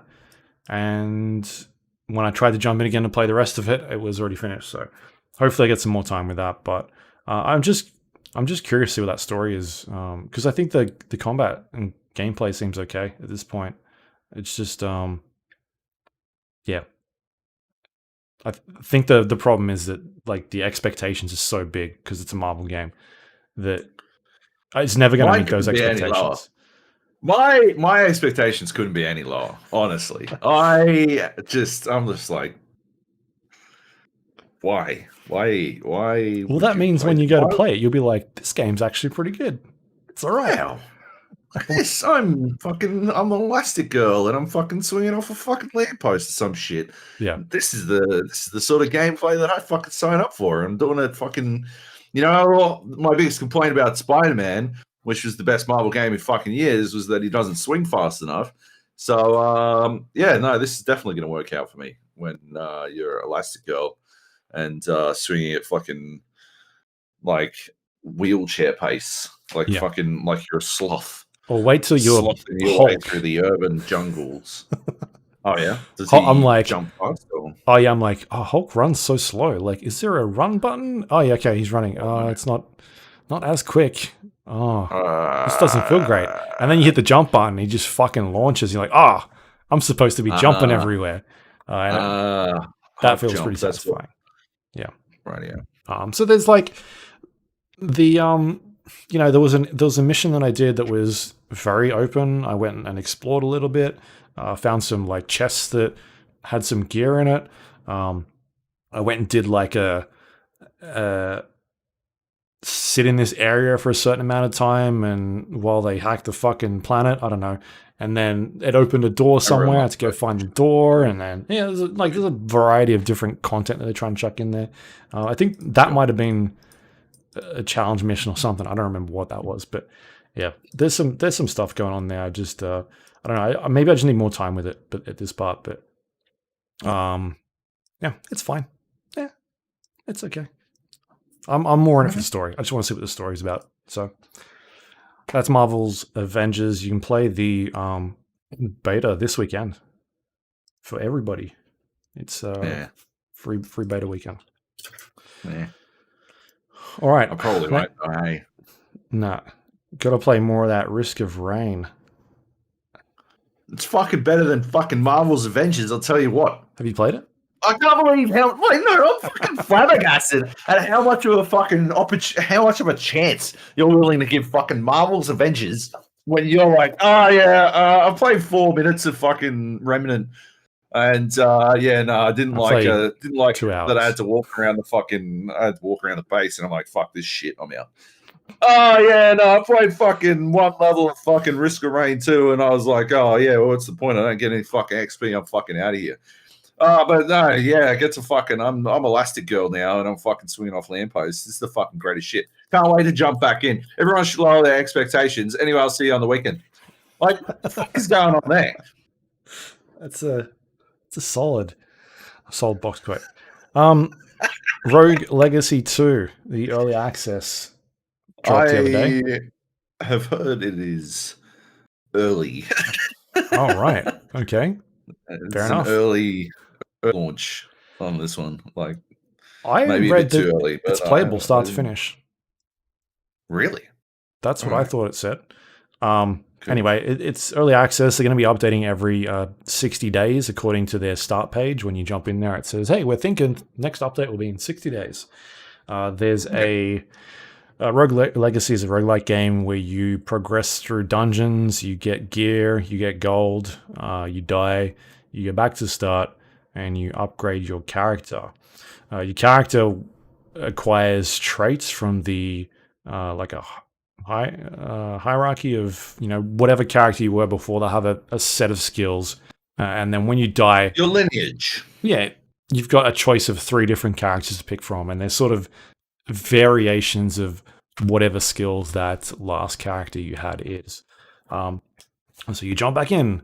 It could be something like this person has a sword, but they've got low health and they shoot fireballs, but also they can't attack. And you're like, all right. And they're gold. They get 200 extra percentage gold. All right, cool. So I just need to go find chests.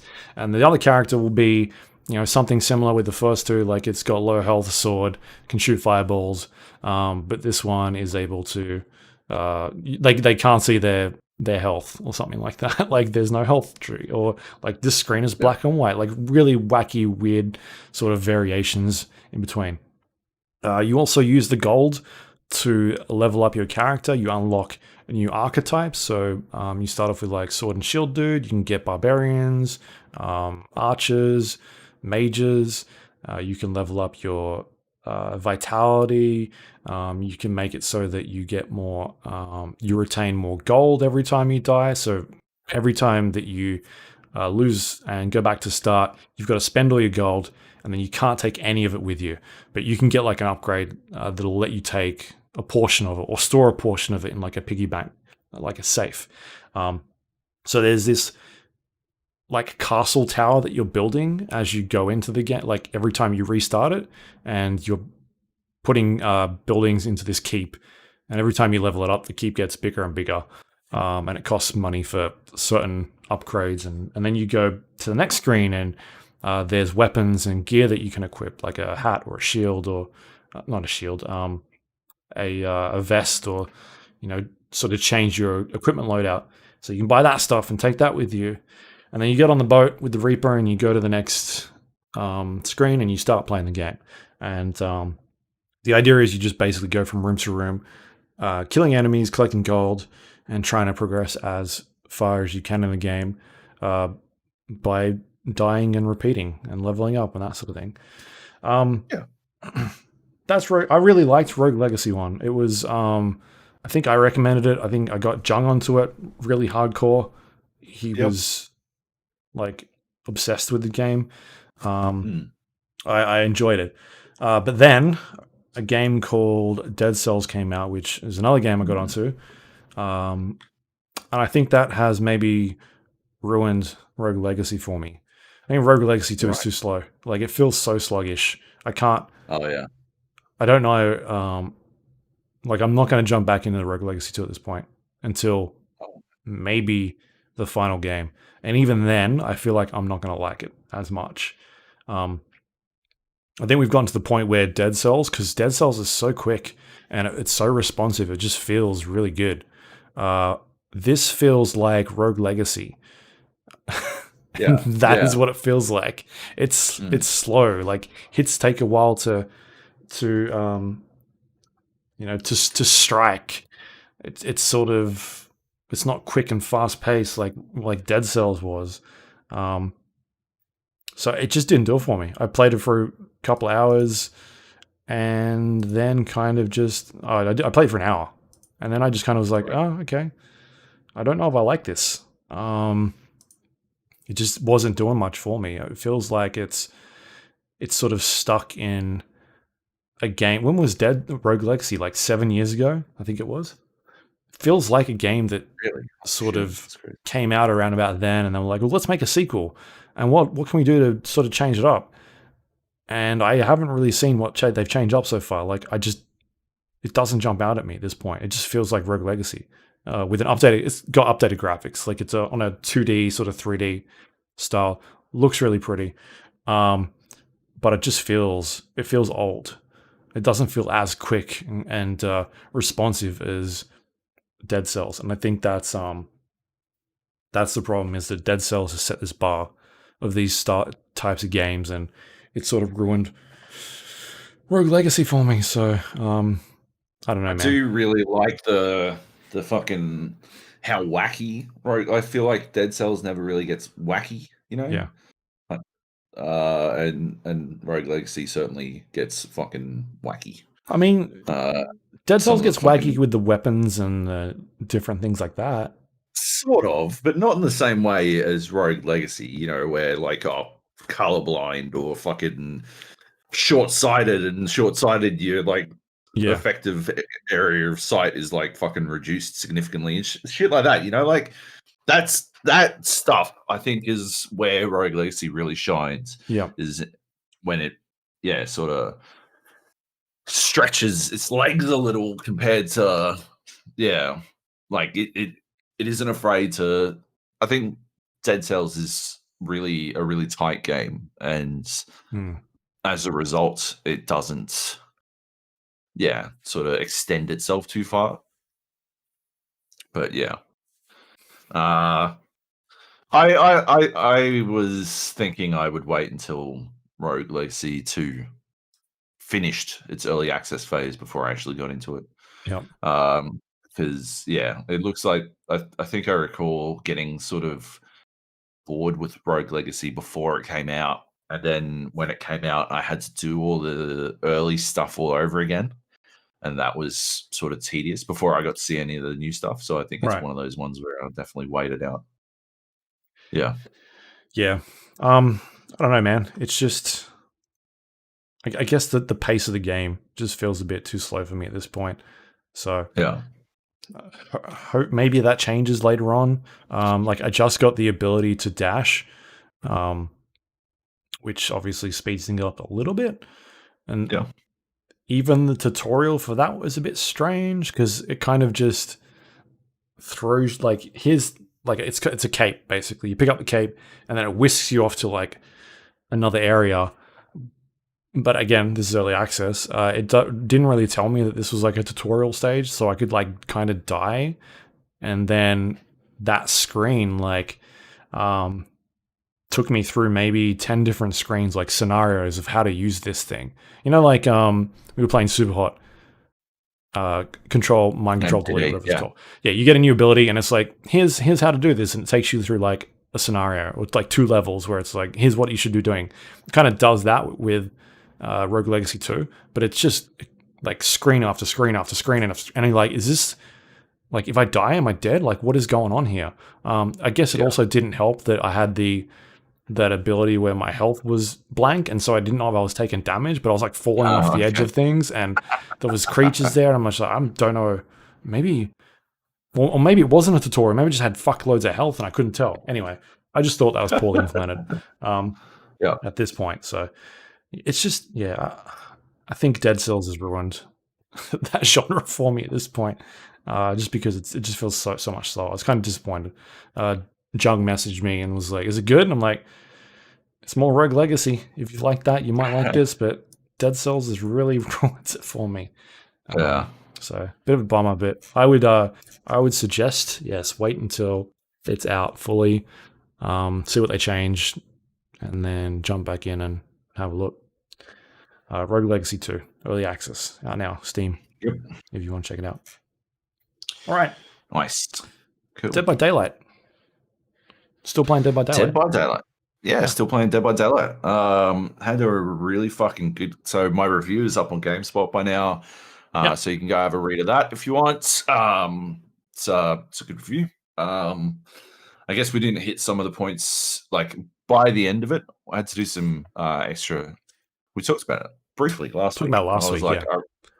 I really don't want to have to like find myself in a position where I have to explain how fucking Dead by Daylight works again, because I feel like it's going to dramatically increase the length of the review. In the end, that is what GameSpot wanted. They wanted me to, explain the nature of Dead by Daylight while also talking about how it's been updated. So it does wind up. It's, I don't know. It's not a long review from my standards, but it's a long review for GameSpot standards, I think. I think it worked out well.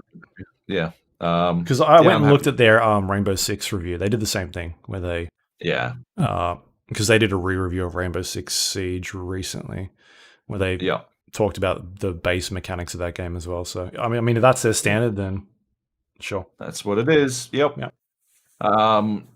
But yeah, I talked a lot about the idea of how you play Dead by Daylight, how your attitude shapes your experience with Dead by Daylight, and we sort of downplayed that, I guess. I think it was too individual, too subjective a concept for the review, but so we sort of downplayed that in the final review, which I think is a bit of a shame because that was the primary message that I wanted to get across. Sure. But like at the same time, I think it's still there. You can still see it in that, like in the review itself. Oh, are you saying we need the Joab cut? To release the Joab cut. Yeah, I think you can still see that, like the point is still, it still gets made. It's just lessened a little. And yeah, like I think apart from that, like I am very big on that idea of how that your attitude shapes your experience with Dead by Daylight. I think it's very important to re-emphasize it. I think probably my biggest criticism of Dead by Daylight is that the behavior fails to really like to showcase to teach players the concept, teach players that like what they should be learning, that they should be playing for fun Points. Yeah, to not trying to play get for out as points. quickly as possible. Yeah, exactly. Like because like it's obvious. It feels very obvious that like a survivor player would want to play to get out as quickly as possible. And so by failing to explain that it's actually inefficient from points perspective to do it that way. Yeah. Yeah, I think they do players a bit of a disservice. And so yeah, I just think it's one of those things that really, really needs to be emphasized over and over again. But yeah, I had some fucking awesome games. I was recording footage for, I don't know if I talked about this on last week's podcast. I can't remember the timing exactly. My entire fucking last week has all sort of melted into one big fucking day. But yeah, I don't know if I spoke about this specifically, but I had a couple of games actually where I was playing as the killer and specifically and deliberately just fucking with survivors. And I had one where I was playing. So I got Pyramid Head and I got Freddy Krueger, and I still don't really understand how Freddy works. I still don't have a good grip on him, but Pyramid Head's fucking hilarious because he drags his barbed wire. So he makes barbed wire wherever he drags his sword, and it fucking like puts the hurt on players when they run through it. And if you down them while they're affected by it, by the barbed wire effect, I think it's called. I can't remember what it's called. Judgment, maybe. Yep. You can send them to you can stab them, like stab the ground around them, and it'll send them to a cage of atonement, which very quickly, like it's basically a hook, but you don't need to pick them up and you don't need to hook them, and you can't like all of the perks, hook related perks, can't be used. So you can't be decisive striked for it, which is where the survivor, when you pick them up, they hit a skill check and they stab you and they manage to get away. Yeah. You don't get decisive strikes, but also if you go and if you even remotely camp a cage, so it gets sent to a cage on the direct opposite side of the map from you. Okay. Yeah, if you're even remotely camp a cage, it will teleport the cage to the direct opposite side again. So what I was doing was, and the other thing is, when he's dragging his sword, he can flick out and it'll send like basically this line of attack, and so you can't. It's hard to loop Pyramid Head, right? Because if you start to loop him, if you start to do that shit, all I need to do is drag and then fire a fucking string of fucking attack. It's like 8 meters long. So if you stand on the other side of a fucking pallet from me, you are taking a hit. Yeah. It doesn't matter. So the doctor's like that as well. Yeah, that works. Yeah, that was. I did not like playing against the doctor. That was very fucking annoying. But what the other thing I've been doing is like I've got a perk where when I kick a generator, my terror radius disappears. Okay. And so I will kick a generator and then run, just belt over to the next generator. And before I even get there, I'll stab, drag, and then just fucking fire off a shot at the generator. And if anyone's there, they'll just get attacked. And people shit their pants. You can see them frantically running around, losing their shit. Anyway, so I fire a fucking line as Pyramid Head and hit people while they're on the generator. And you can see them fucking like they scatter, but they run in like these frantic little circles because they can't work out. Because you do it from like the other side of a fucking wall, and they don't know which way to run from. Because you like the heartbeat cancels as soon as you make your attack, but the heartbeat kicks in as soon as you make the attack. Like that cancels the perk, but like they still don't like. You get so used to the way it approaches that you got some idea of how to tell. All you know is it's somewhere on the other side of the wall, and if you hadn't been looking at where the line came from, you don't know exactly where to run. So yeah, they run. He's on top of us. Yeah. Anyway, I had some really good games. Had one game in particular where they'd been pretty cool. I had fun with these survivors, but the other thing is like they'd made a huge mistake, and the last 3 generators were basically on top of one another. Yeah. And it was disgustingly easy to not only like stop them from repairing, but like I could kick a generator. It must have been, I don't know, they needed one more generator for fucking ages. And I felt kind of bad about it. And I'd also maxed out literally everything except for kills. I had fucking huge points for hooks, because the cage of atonement was working. And then when I had them all at 2 cages or hooks, I was just slugging them. I'd like down them and not put them on the hook because they would die instantly on the 3rd. So I'd let them get each other back up again, and they were having to fucking deal with all that kind of shit. But eventually they got the generator up, and I caught this dude like with the attack, whatever the fuck it's called, the wave attack that Pyramid Head does, as he was running through the exit gate. And so he got down and he crawled, and I caged him. Yeah. As 2 of the people who were escaping ran through to escape. And so it was him and one other person. And I knew that the other person would be at the exit gate because they're all clustered together. So I went over and I camped the cage. So he got teleported. So the cage got teleported to the opposite side, which was basically where the exit gate was. And then the last not caged survivor, got him out.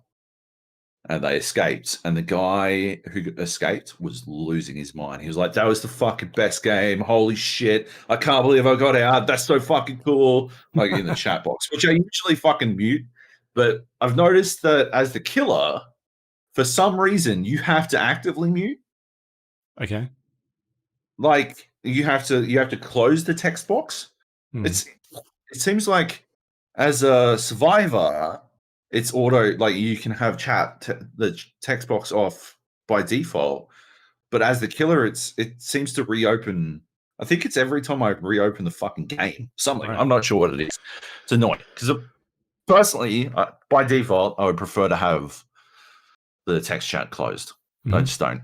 I don't care to see what they have to say. Like they're probably going to complain about me camping or some shit, even though I'm actively not. Like even like the only time I come close to camping as a killer is when they will unhook behind me. If I have just hooked you and then your friend unhooks you immediately, I'm not like I don't. It's not camping. I just don't think it's camping, right? If I then hook you again, walk away, and then turn back on myself, like walk 7 meters away and then turn back, that's not camping to me, right? Like I know, like and like shock, horror. Like I actually catch someone out attempting to unhook you while I've barely left like you're still fucking in the throes of my deepest fucking terror radius, right? Nah, that's not camping. Get the fuck out of here. That's ridiculous. You can't just unhook willy-nilly. Yeah, that's ridiculous. But yeah, people still complain. People complain about camping all the time. It's ridiculous. So yeah, I've been generally turning text chat off because yeah, I am trying to create the best scenario for survivors to have an exciting and thrilling match. But at the same time, that doesn't mean the survivors are playing the same game as me, which I guess is what I was attempting to get across in my review. Is that like if they were taught better to play to that style, then they would understand from the get-go, but they generally aren't, and they play it like it's a fucking esport, and yeah, they get salty because of camping, because they're not allowed to get away with whatever the fuck they want. And yeah. Anyway. Right. In general, yeah. Love it. Still playing it. I've been jumping in and doing the dailies. Yeah. I wish I could tell it to only give me killer dailies. Yeah. I consistently get survivor dailies. You know you can cancel them, right? Or bin them. Yeah, I either trash them but then I still don't have a daily for the day, you know? Yeah. Which I don't need a daily, but like, yeah, it'd be nice. I mean, the good thing is you can do the daily on the survivor and then put the points into your killer. Yeah, very true. Yeah. Yeah. But no, yeah, the dailies. I only play as a killer, and I don't like to play as a survivor except with other people. I just find it's better. It's a better experience playing survivor with friends. Right. I guess, which is what we've always said, right? Yeah, I had I was playing as the trapper and the chainsaw dude, hillbilly, because I had some dailies as that, and trapper I like playing every once in a while because you know it's just fun to fucking put traps everywhere. Like you feel like you're getting smashed. All of a sudden they've got 2 generators up and then a 3rd generator, and then shit just hits a fan as soon as you get like one person on a hook, like, and they start coming to rescue and traps are going off all over the place. And I played a game last night and I must have got like 4 basement hooks. And every single time I got a basement hook, I would just go back upstairs, put the trap out near like in the bush somewhere, like the long grass. And when someone came to rescue them, they'd get them off the hook, and then one of them would get caught in that. And then I'd pick them up, put them back on the hook. So that was good. And the other one was, I was playing the boat one with the, who was I? I think I was the hillbilly on that one, the boat map.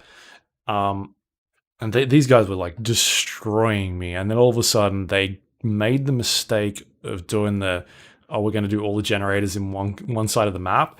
And the next 3 generators, only needed 1, were literally fucking in a triangle. Like I could just bounce between them, and I'm like, you guys are idiots. And two of them were like going.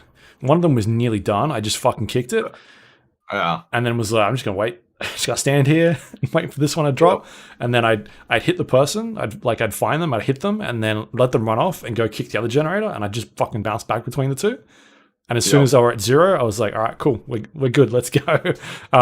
They were not happy about that. Like, they weren't salty in chat, but there was a dude on the boat that was just like jumping a fucking ledge, where you can activate the noise. He was like trying to draw me out. I'm like, nah, man, I'm staying here. This is the objective. I'm not coming for you. You're at the other side of the map. And so I would just like knock them and then make sure that my objectives are good. And then once they were done, I would usually focus on the teabaggers first. Like if somebody's teabagging me behind like a door or something, like that's it. You're getting done. That's it. Yeah, that's it. It's game on. Or people that my Alexa just went. People that go sometimes, like you'll see a team and they fucking pair up like flashlights. I had a game like that last night where 3 of them changed to flashlights. I was like, fuck it, I'm putting my my ability on that makes me immune to flashlights. Right. They would not. The amount of times they tried to flashlight me and I would just fucking hit them, and I was just like, what is going on? So I have noticed, like, people think that because you can't see, you can't follow them. You listen, you can hear. Yeah, I get so many people. You can hear, and the amount of people who just run in a straight line away from you as well. And you're like, well, as soon as you can see again, you're like, well, that's where you are, chop. Yeah. Like, they're like, yeah, you can tell they're like, but you're supposed to be blind. I think what's happening is they will run away, but they're not like. I switched to playing as a survivor on controller because I find it way easier to look behind me. And I find that looking like people will run away without looking behind them, and they don't realize that the killer is still fucking on them. Yeah, even though they're blind. But like, yeah, like I just find it annoying trying to WASD while looking behind me because of the, obviously movement is context sensitive to your camera position. I just find it more annoying that way, but it's very easy to do. I find it very easy to do on controller. So I play Survivor as a on controller now, and I play. Okay. Obviously, I remain mouse and keyboard for killer because why wouldn't you? But I think they're not looking behind them when they blind me, and so you're suddenly able to see again. They're still right in front of you, and you're like, you fucked this one up, my friend. I can generally hear which way they run, and then all you need to do is just move in that direction, and as long as you're sort of in the same direction as where you can hear them, you haven't lost any ground. If anything, you gain ground because they fucked around. You need to do tricky things like run towards them, like flash them and just fucking run past them. That'll screw them up.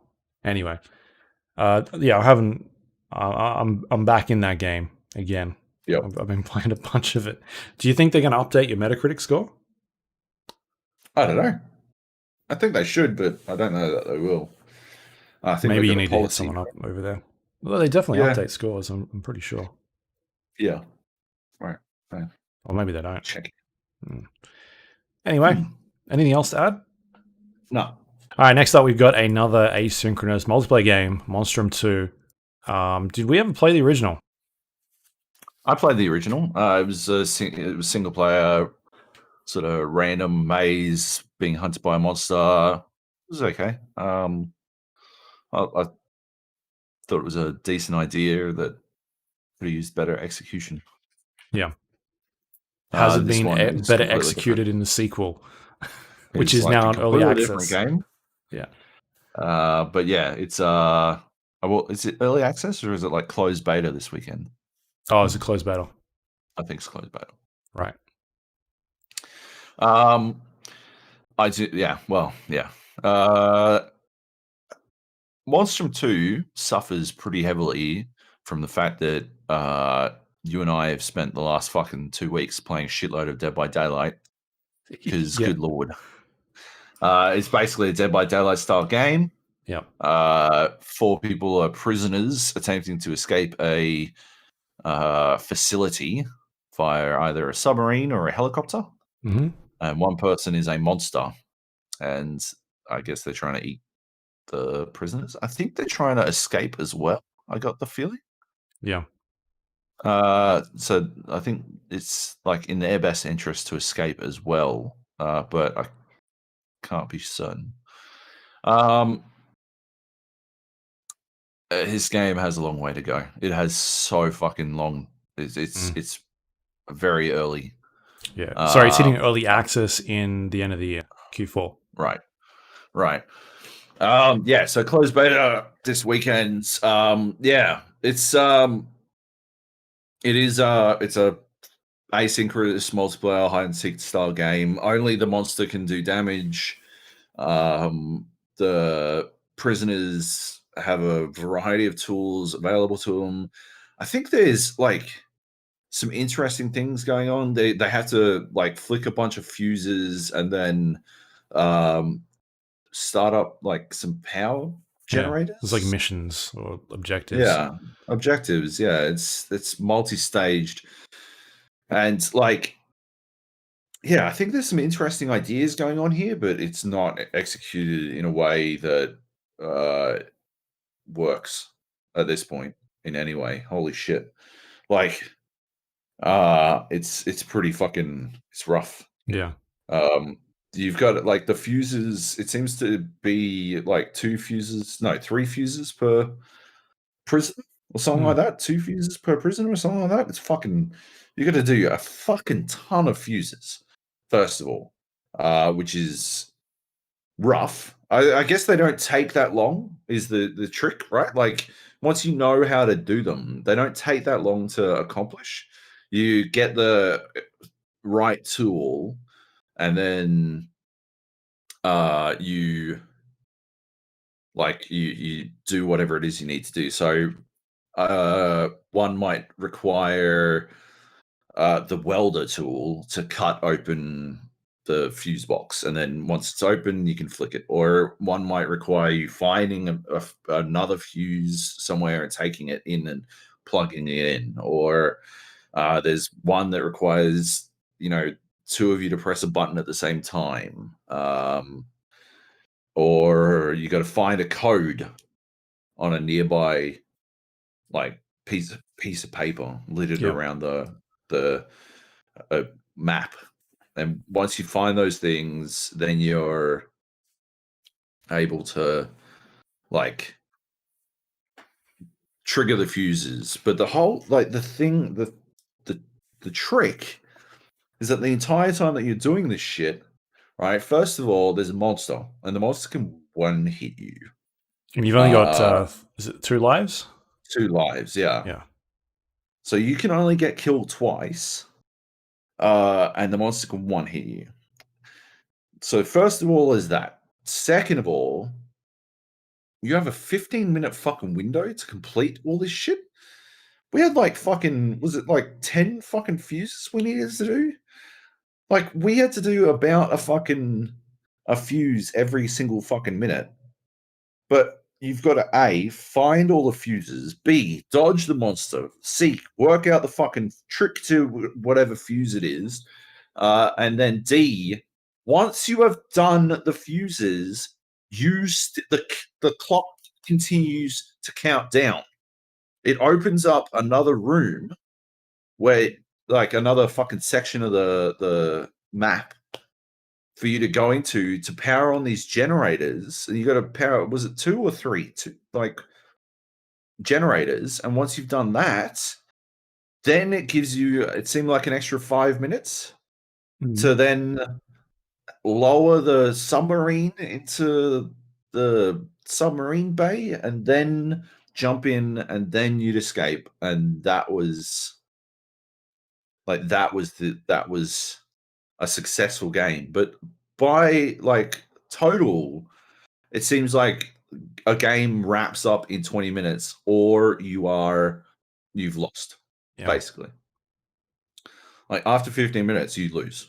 It seems like everyone technically loses, even the monster. I got the feeling like the monster was supposed to escape or allow the players to do enough so that they would escape. Like,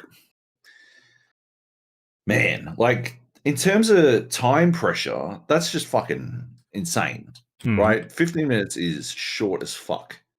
Dead by Daylight games can take upwards of fucking 40 minutes sometimes. Like, those games where they have all the fucking jennies in the in that triangle that you're talking about. Yeah. Those games can go for fucking ages.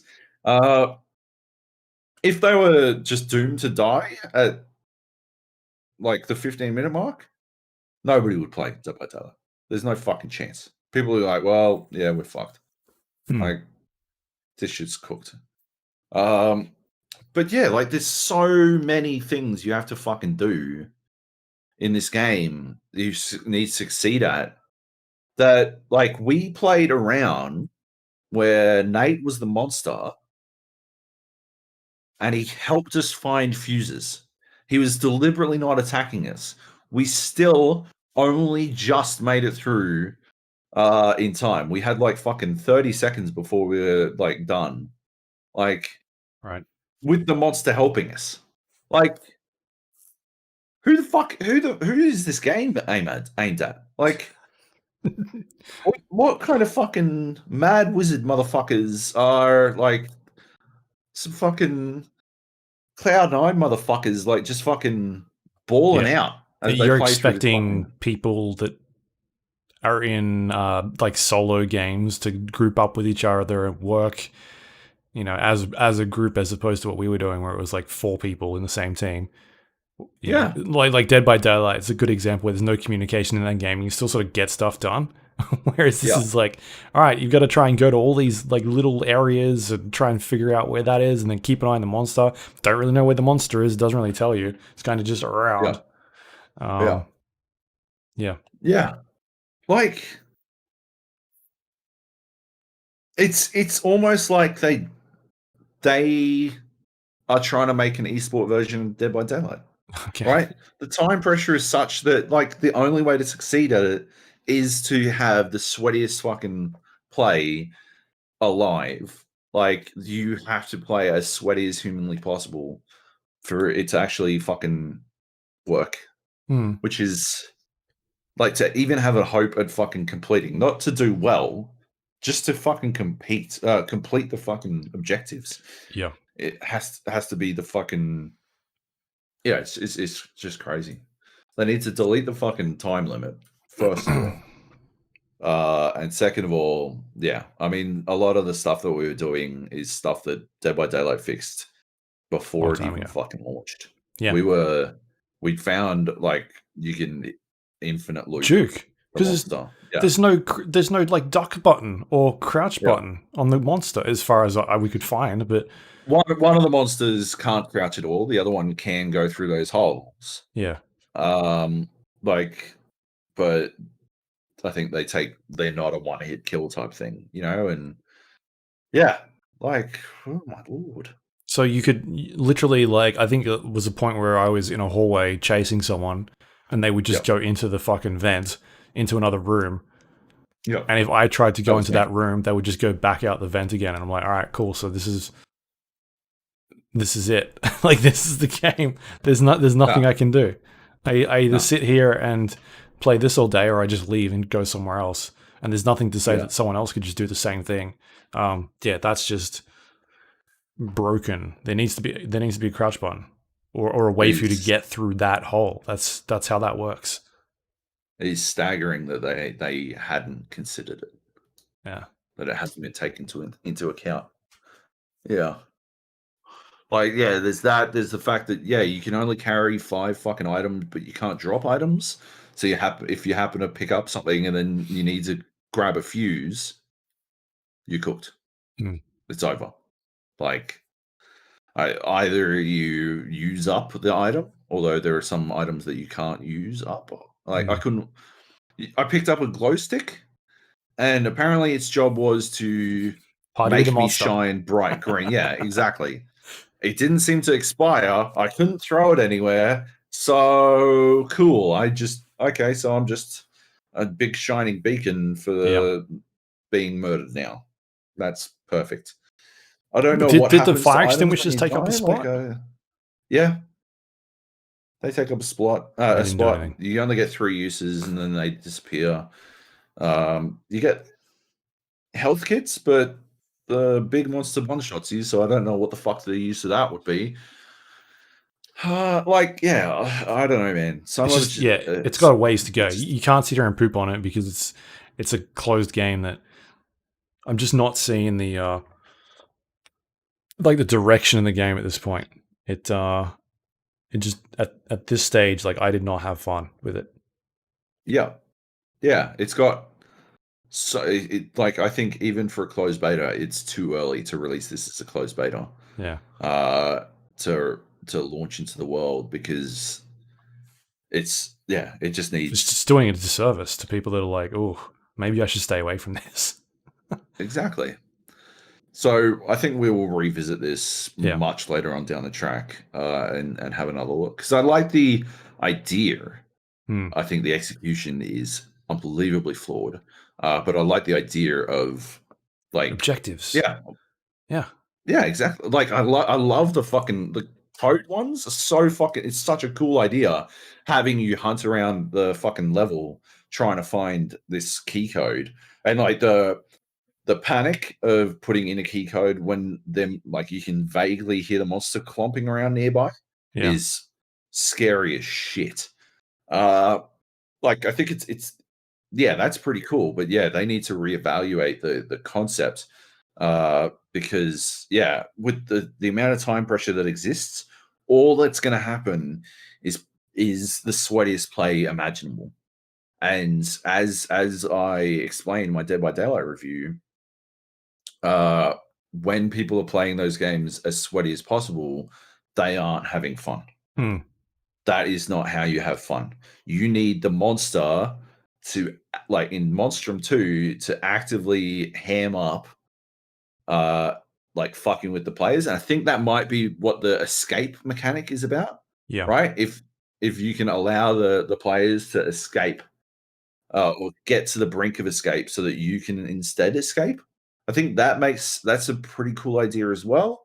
But as it stands right now, having only 15 minutes to do it means that if a monster were to kill you at all, it basically feels like it's game over because you've lost all your fucking items and your position, and you're pretty much fucked. And they don't explain that concept even a little bit. So there's some work to be done. Yeah. Reminds me of we played a game a couple of years back called Deceit, which is a very similar style of like asymmetrical gameplay. But I think that game also has this like objective system where people are going out and completing tasks that are a little bit different to Dead by Daylight, where you're purely, for the most part, just repairing generators. There's a couple other things you do in that game, but that's your objective. Whereas Deceit, there's other things you're going out and doing as a team. I think that's better. Like it's I guess more realized or better realized in Deceit than what it is here in Monstrum 2. So, and if that's your competition, because Deceit's a free to play game, right? Or at least it is. Yeah, and that game is. I had a lot of fun with that game. And I thought it worked extremely well. And that's your competition you're going up against. That and Dead by Daylight, those types of games. So you've got to really bring it in terms of delivering on that style of game. Otherwise, you're not going to get anywhere. It's just not going to happen. People aren't going to jump to it. Look what happened with Friday the 13th or Predator Hunting Grounds. That's nowhere that game anymore. So, anyway, maybe we should check out Deceit at some stage. Go back to Deceit. I'm in. Let's do it. They just released a big new update in like June. It looks like. Perfect. Yeah, I've still got it installed. I never deleted it. Yeah, no, neither did I. Yeah, sweet. Excellent. All right, we'll definitely jump in and check that out as it's further down the line. But pretty early at this stage. Yep. All right. Next up, what do we got? Oh, Rainbow Six Siege snuck in there. Yep. You forgot about I this. forgot this should have been on the list, but yep, it should have been. I play Rainbow Six Siege Year 5 Season 3 Shadow Legacy. Was I right? I was right. Yeah. Sam Fisher's goggles did something? You wouldn't tell me last week. Yes. No, they don't do shit. Yeah. He's got an Argus launcher and he shoots the camera up, and he can then see using the Argus camera. And he's pretty fucking awesome, man. He might be overpowered, if anything, I think. Because he comes, like, his primary weapon choices are the SC3000K, which is like a variant on the assault rifle from Splinter Cell. Or he gets Bandit's MP7. Okay. That gun fucking rules.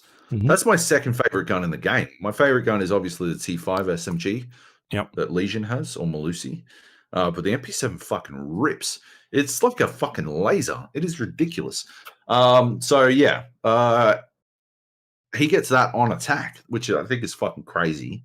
Yeah, I'm so fucking stoked that he gets that. And then his sidearm is like a Splinter Cell classic, the USG 5.7 or whatever the fuck. It's got like an internal suppressor. It doesn't, it's not that big a deal. I didn't care too much about it. But then, yeah, the Argus launcher. So basically, middle mouse button, you fire the launcher and it fires a camera, basically like Valk, like a Valk cam that you can put anywhere on the map. But the trick is, if you fire it into a wall, reinforced or not, it can actually switch sides. So you press the space bar and it'll switch between each side. Right. That's weird. It's pretty weird, but it's very cool. Does it make a sound or anything when it does this? I don't know when I can't remember if it made a sound when it switched. Yeah. It makes a fuck ton of noise when you shoot it in. Yeah. So it's actually pretty easy to fucking catch out.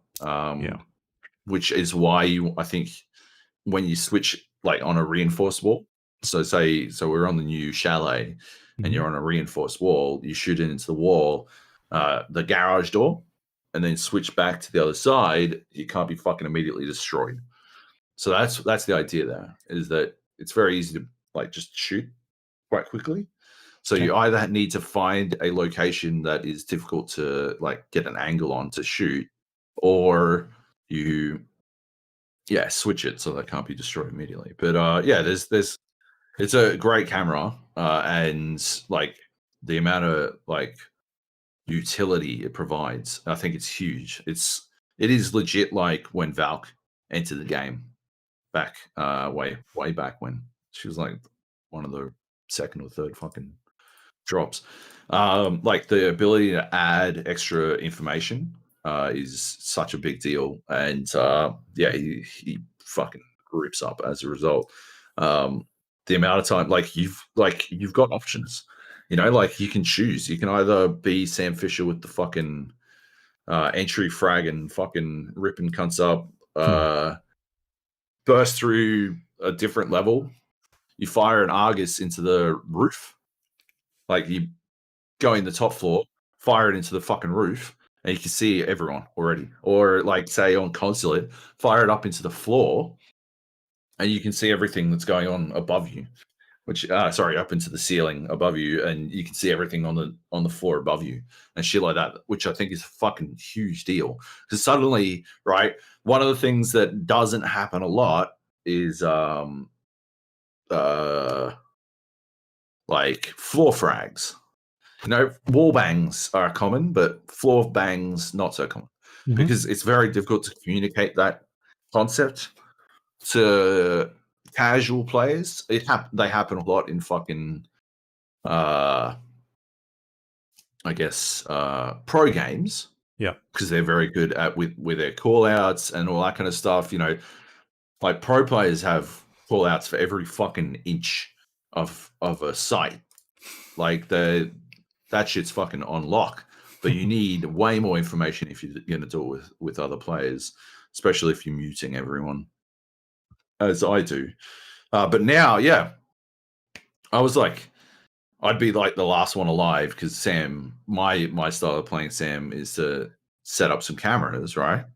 And make my way in quite slowly. And then I'd sadly be the last one alive on my team. And so I'd just like bust in on the floor above, shoot into the fucking floor, like say chalet, right? Go on to the second floor, shoot into the ceiling of the kitchen.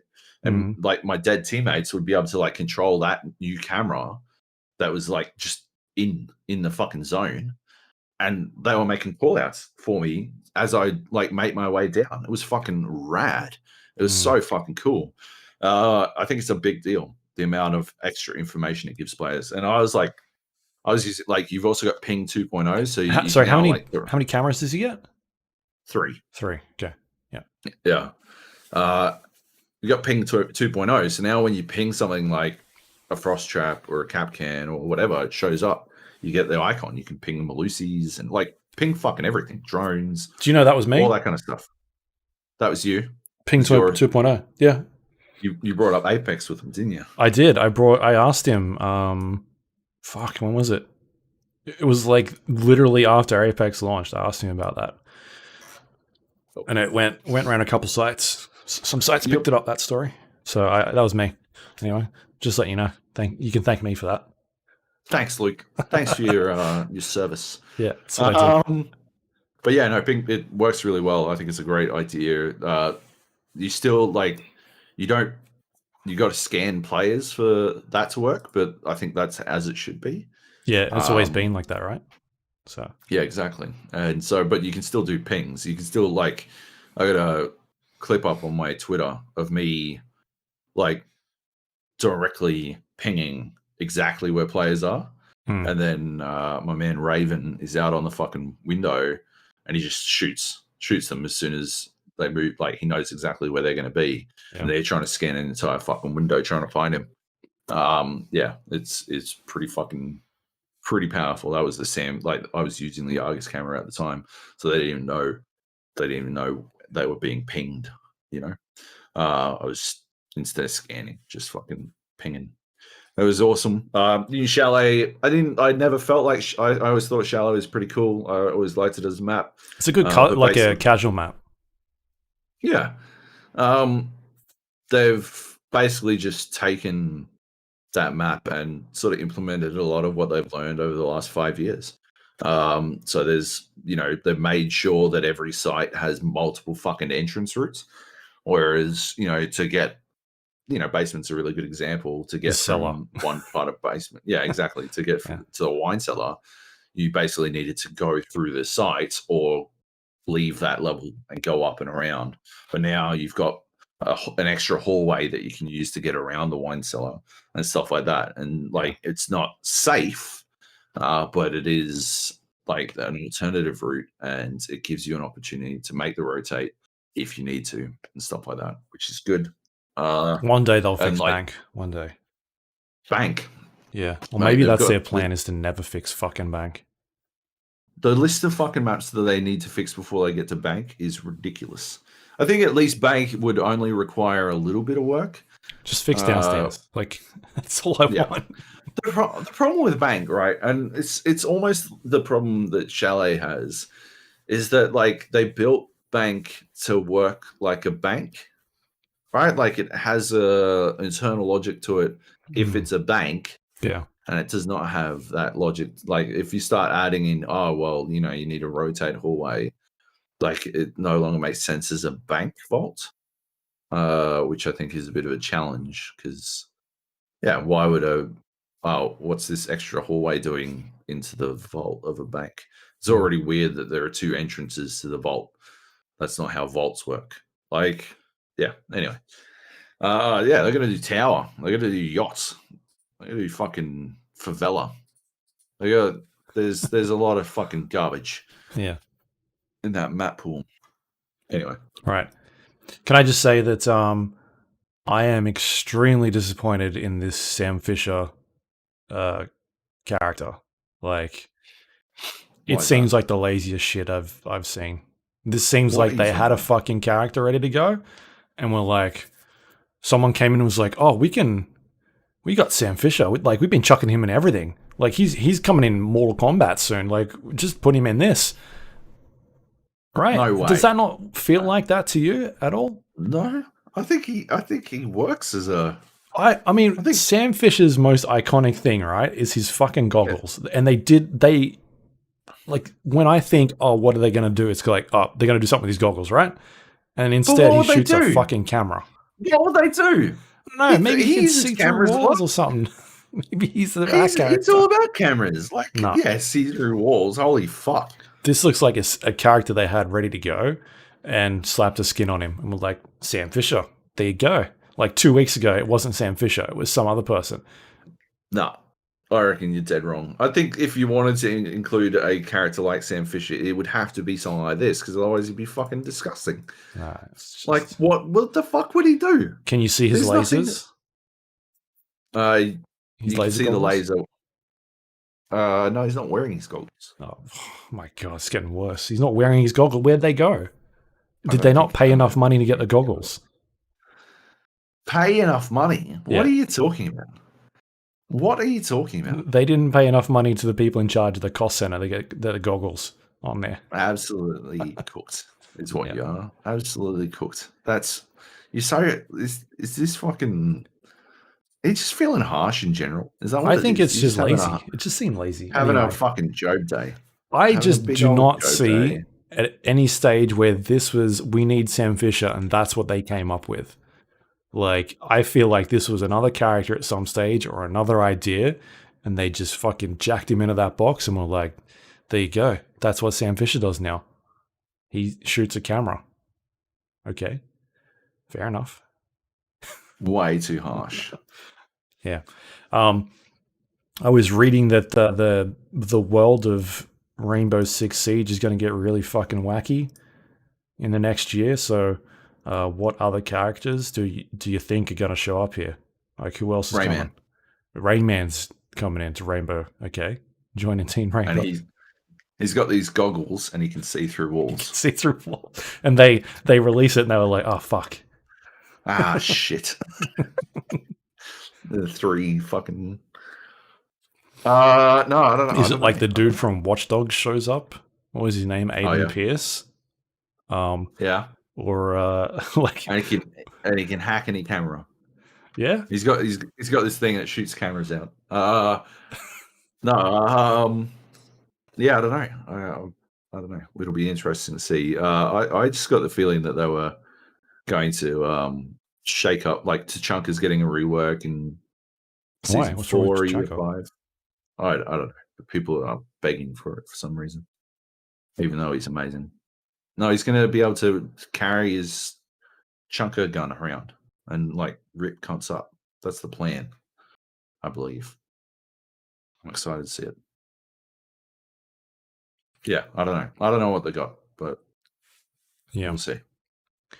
Right. Any other big changes? Ping 2.0. I don't think so. No, not really. Just, I think it's good. I'm excited to play as him. I'm going to see if I can main him and Malusi, probably. Him and Malusi. Malusi's my defender default.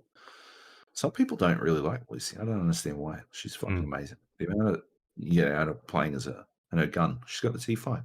It's perfect. Anyway, that's about it. Moving on. Okay. And the last game we got on the list is Microsoft Flight Simulator 2020, which it's out now, I believe, right?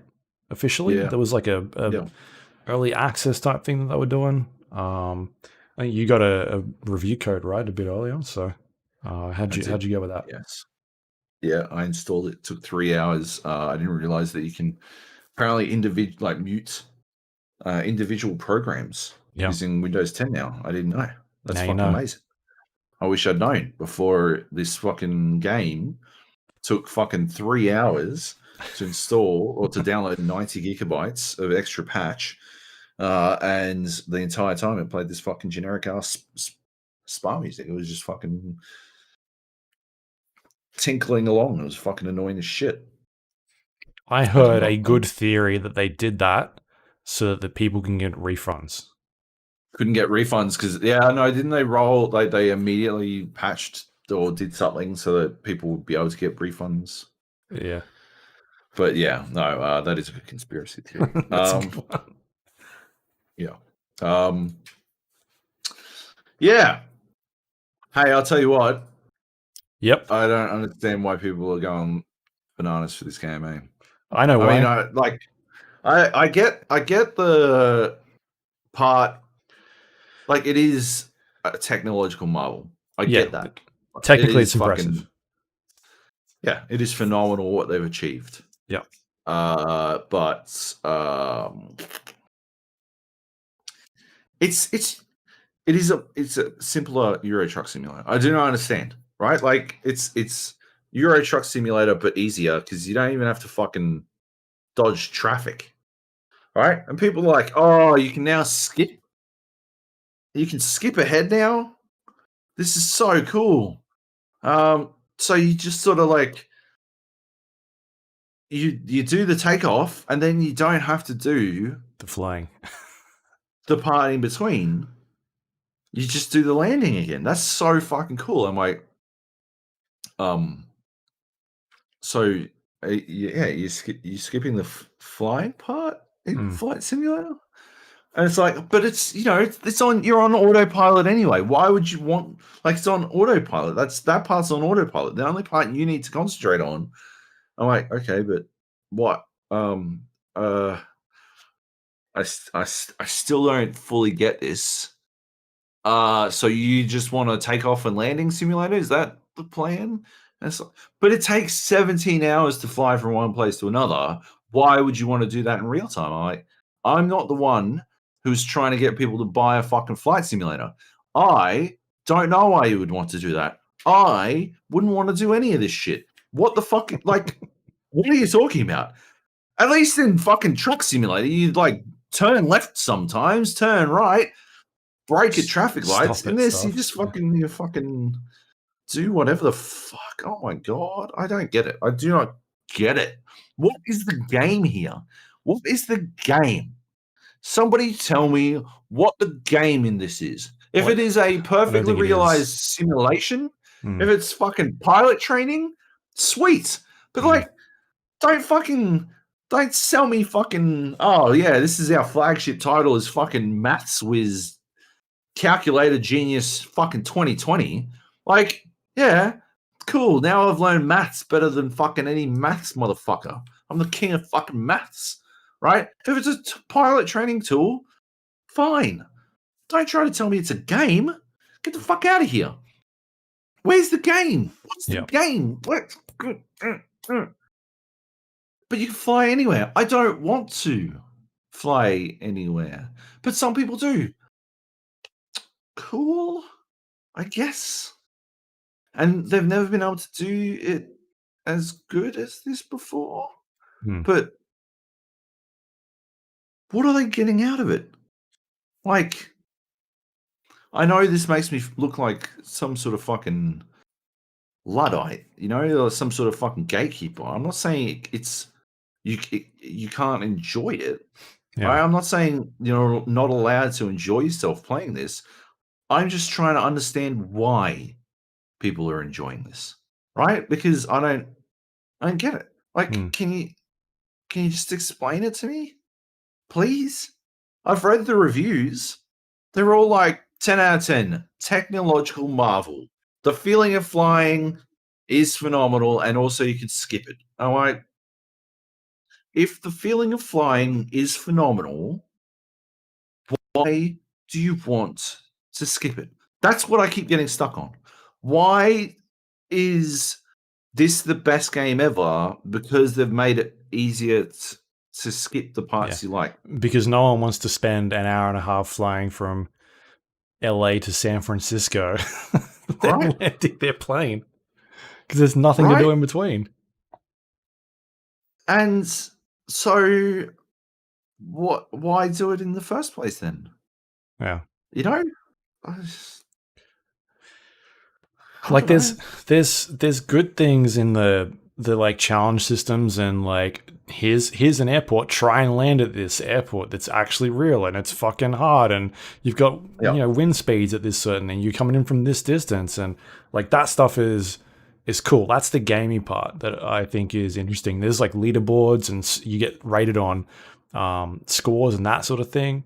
Like that's a part of the game that is like a game aspect, like you trying to compete with other people to land this plane. But it's the simulation part, which it is like it's simulator. It's not. I don't think it's interesting. It's boring. Like I said, technologically, I think it's extremely impressive. It's pulling data from maps on Bing or whoever the maps are using on Bing, so you can pretty much go wherever you want that they've charted, and it brings up all the streets and all the building, or not all the buildings, but decent renditions of buildings. Like I flew back to Sydney, or I went to Sydney, flew around Sydney. For whatever reason, there's no Harbour Bridge, which is extremely strange. Like there's literally the Opera House next to it, but no one was like, hey, maybe we should do the Harbour Bridge. So instead it's just a bridge with water. It looks extremely strange. But then like flying past where I used to live in Sydney, and everything looked pretty like spot on in terms of they get a good like density of the buildings, like how the buildings actually should look. It's not like you're not going to fly over someone's house and be like, that's exactly like the style of my house. Like it's not like that. It's like, there's my trampoline. If a building is a certain size, then you're going to be like, oh yeah, that's the shopping center. Like I understand that. Like I took off from San Francisco, flew down the street near me, and like the tennis court that I go to was on there. Like it's there, and next to that tennis court there's a baseball yard, and that is there as well. Like that's weird to me. It's there. Like those streets are there, and it's really cool. Like that stuff is awesome. But then there's other bit, like I don't think the game runs very well at all. My game struggles hard. Oh, mine shits its pants constantly. I have a 2080 I've got like a fucking $4,000 PC, and it's struggling on the settings that I'm running, that it recommended to me, which is not even the highest settings, and it shits its pants constantly. Like I'm talking, sometimes it starts off and it's like 15 frames a second. It struggles. Yeah. Like technological marvel, in as much as I am like blown away at the rendition of the world and the in a cockpit of a plane that I've never seen, so don't really have a frame of reference for. But like, couldn't I download Google Earth and do this? Right? Yeah. Roughly. Isn't this what Google Earth was doing a decade ago? Like, yeah, kind of. I tried to fly under the San Francisco Bridge, the Golden Gate Bridge. It's that didn't work. It told me that I needed to put my landing wheels down, or it sounded like I crashed or something. I'm like, I'm not trying to land on it. I'm going under it. So that didn't work. Cool. I was flying above my area and paused the game, and about 30 seconds after I had the game paused, because you can sort of like pause it and spin the camera around and change the time of day and all that sort of thing. It came up with like you've exceeded the speed limit or something, and just went to black and failed me. And I'm like, I was just like looking around. Okay, fair enough, game. Settle down. Yeah. The on top of that, the HOTAS issues, the people that really want to get into these games, or that have an affinity with flight simulator games. I've got a setup. I've got a joystick and a throttle, which you plug in, and you can, it's basically having like 200 extra buttons. Like it's a proper setup.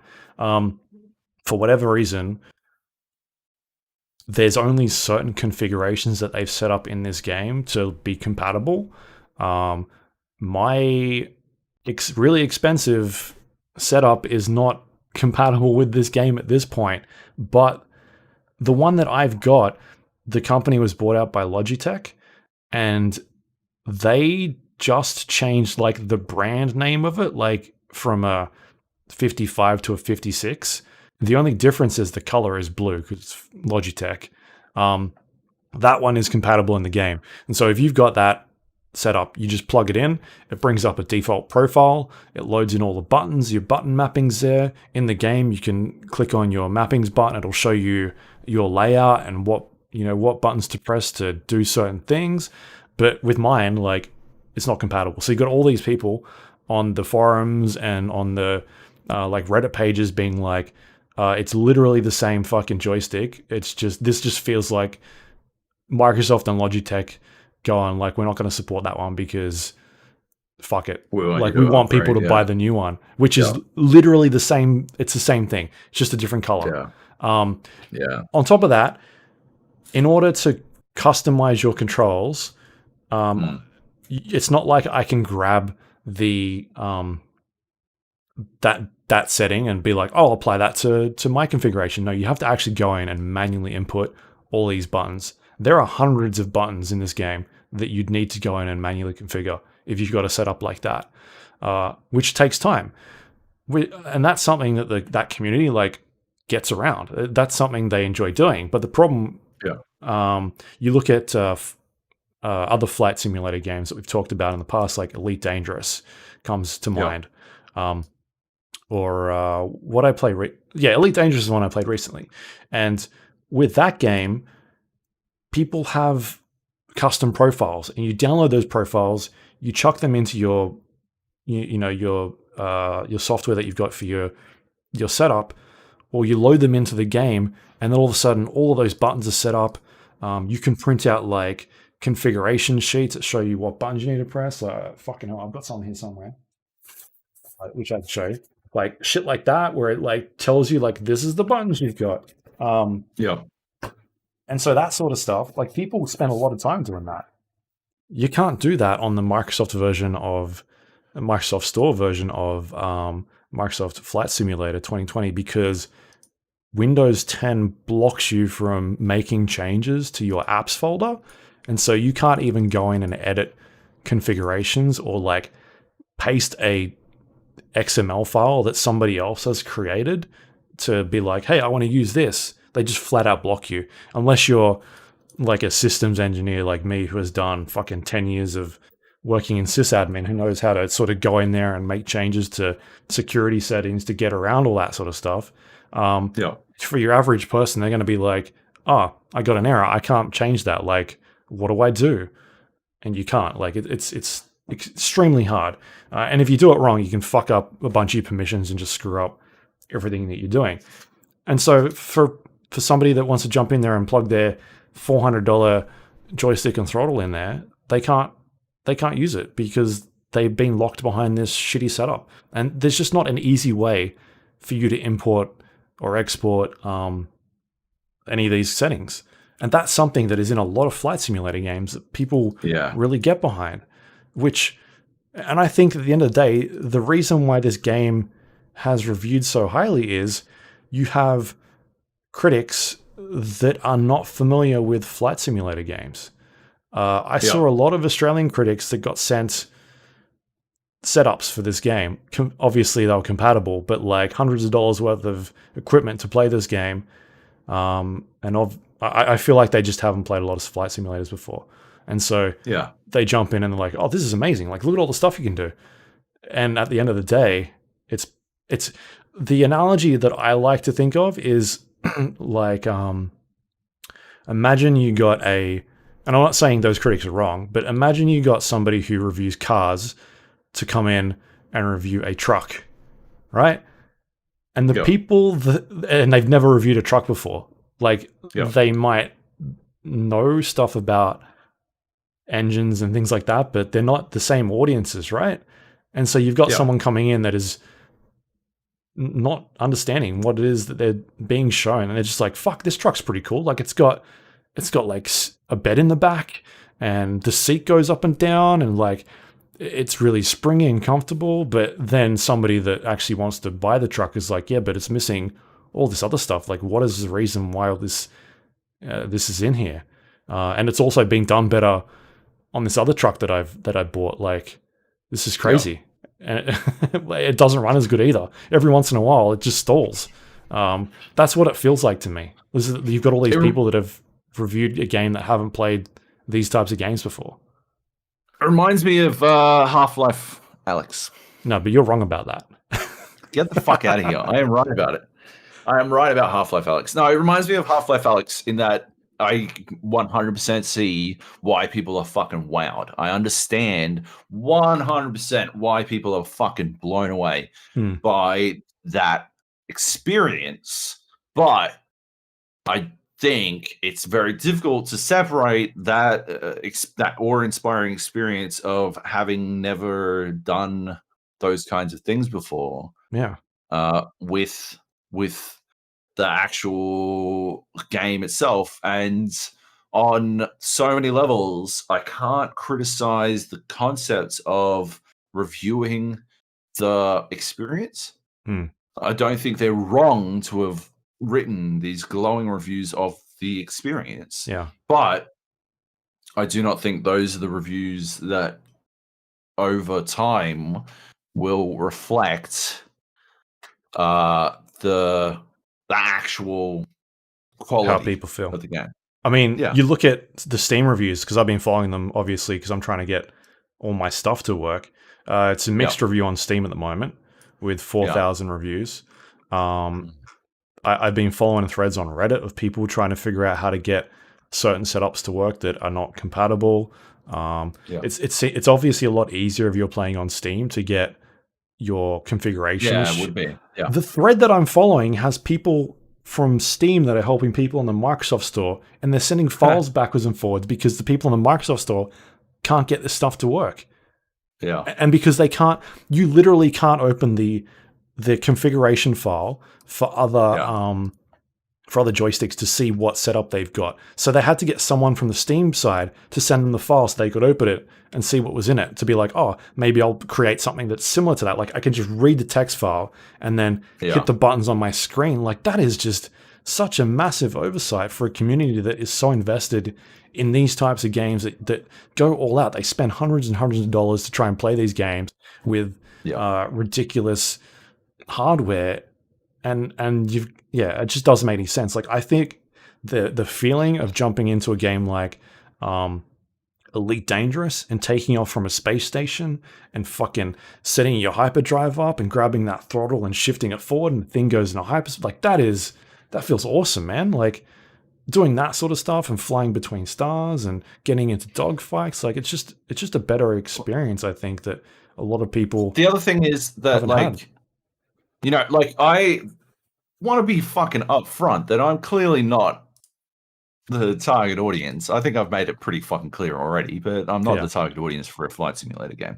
But I have played fucking probably 100 hours of Elite Dangerous. But Elite Dangerous actually focuses on the moment-to-moment gameplay. Like, it's doing things moment to moment to keep you engaged. Like, maybe not moment to moment, maybe closer to minute in some of those instances, especially if you're like doing a long haul journey. But like, even then, right up front, people describe Elite Dangerous as Euro Truck Simulator in space.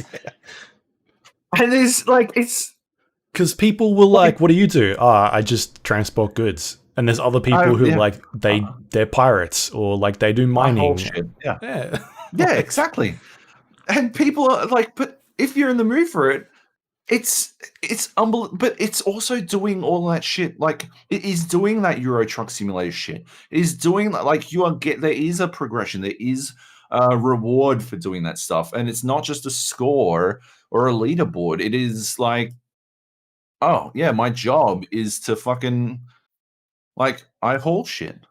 I pass butter from space station to space station. Like, that's what I fucking do. Or I go kill pirates. Or, you know, I can re-equip all my hard points to actually have weapons, which I usually run pretty low on weapons when I'm hauling. And I can go fucking, like, murder some people or go mining or whatever the fuck. Yeah, like, there is actual game in there in Elite Dangerous, and yeah, moment to moment or minute to minute, while you are doing that traveling, you are actually doing things like when you're traveling between star systems. You're not doing a lot, but once you get into the star system and you have to navigate your way to the space station that is your destination, there is actually stuff involved. You are actually involved because you are attempting to navigate your way out of hyperspace at the most efficient rate, and that can be pretty challenging. And then the process of actually fucking landing is challenging all on its own. So you can actually lose everything. Right. If you crash in fucking Flight Simulator, you're like, well, the screen goes let's black. start again. Let's go. I landed a plane at the fucking Grand Plaza up in Browns Plains, just where I grew up. Just for the fuck of it, just to see what would happen. And yeah, I don't know. I did it. And the only concern I had, the only worry I had about crashing was that I'd have to fly there again.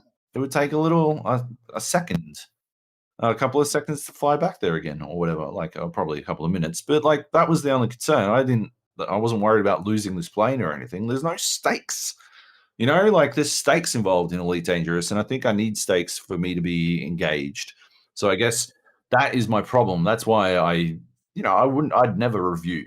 I would never put my hand up to review Microsoft Flight Simulator, a flight simulator game, because I'm clearly not the person for it. But at the same time, I struggle to work out why people are fucking blown away by it, why they can't get enough of it.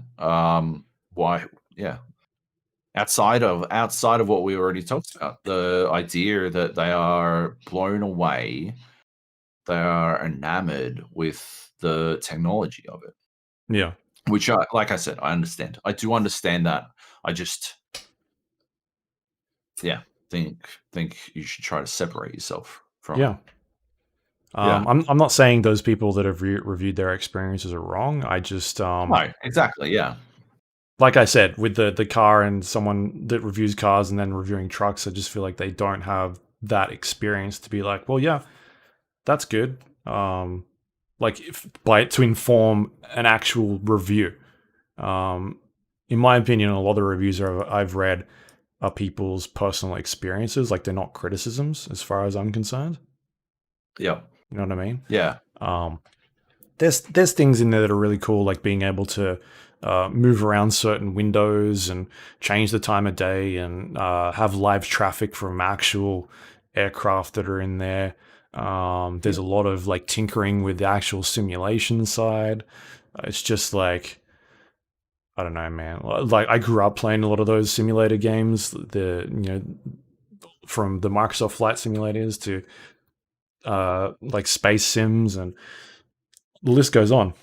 But I just I think one of the big breakers for me is just how poorly it runs as well. Oh, dude. It looks great sometimes, and then you'll go out the cockpit and it's 20 frames a second. Things are really jerky, and then you get up close to some things and you're like, oh, that looks, I don't know what's going on there. And other things you're like, oh, all right, that looks pretty cool, but I fly on down to Browns Plains. I'm look, I know the place is a shithole, but go easy, big maps. It doesn't look this fucking bad. Yeah, you're giving it a bit of a rough go on this one. Yeah, no, it runs really bad, and repeatedly I'm surprised at how sometimes it's just no, we're not rendering any of that. Fuck that. You go somewhere interesting, or there's no Harbor Bridge. Fuck that shit. Or some of the limitations on what you're able to do, and how it won't show a plane crash. Yeah, if you turn your plane too far to the right, and it's oh, your plane couldn't handle that. Stop. Gone. And I'm like, oh, all right. Did it have to be a black screen? Yeah, weird. Anyway, I mean, do they just does someone mod it at that point, and what happens after the screen goes black? I don't know.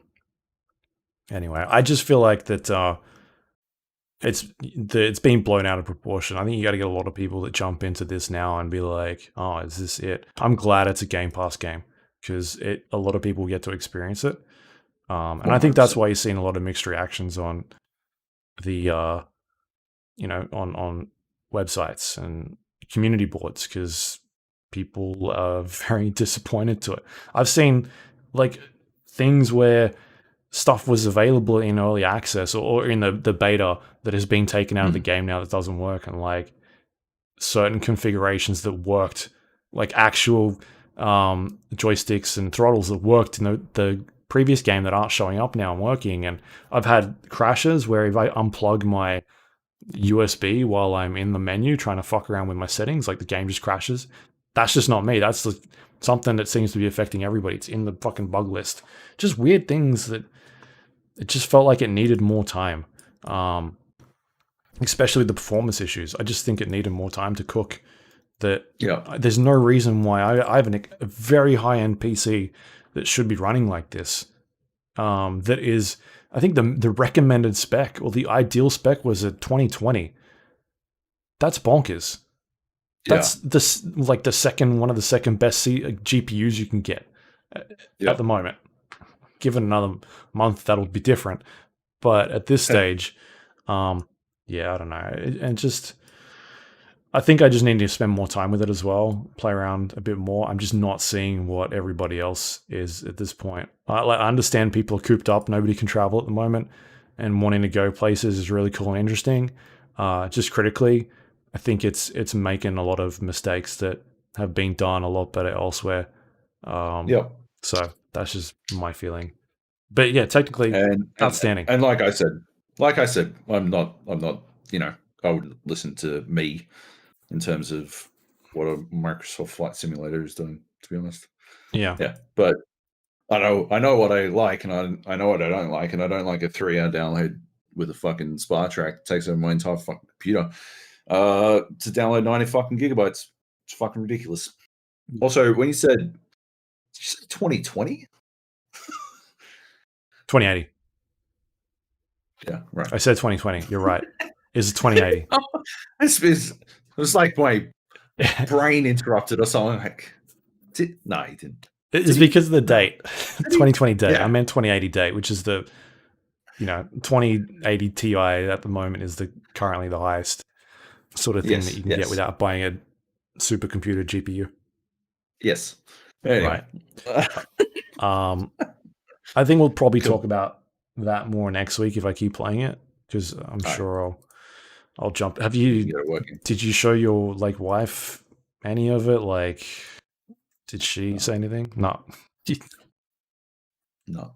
All right. I did show her me flying on Brown's planes. Oh. She was like, cool. Looks like I remember it. Yeah. Did you have your underwear in your hands and you're like, Brown's planes? You're showing her your Brown's planes. But we did used to call it. We did call it Brown Stains. Okay. Because there's Brown Stains High School.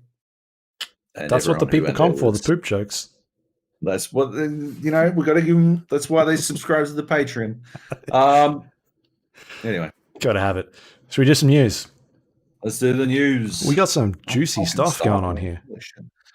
Yes. Holy crap! This is one of the biggest stories of the year. I feel like this fight between Apple, Google, and Fortnite at this stage. So what happened was Fortnite released an update.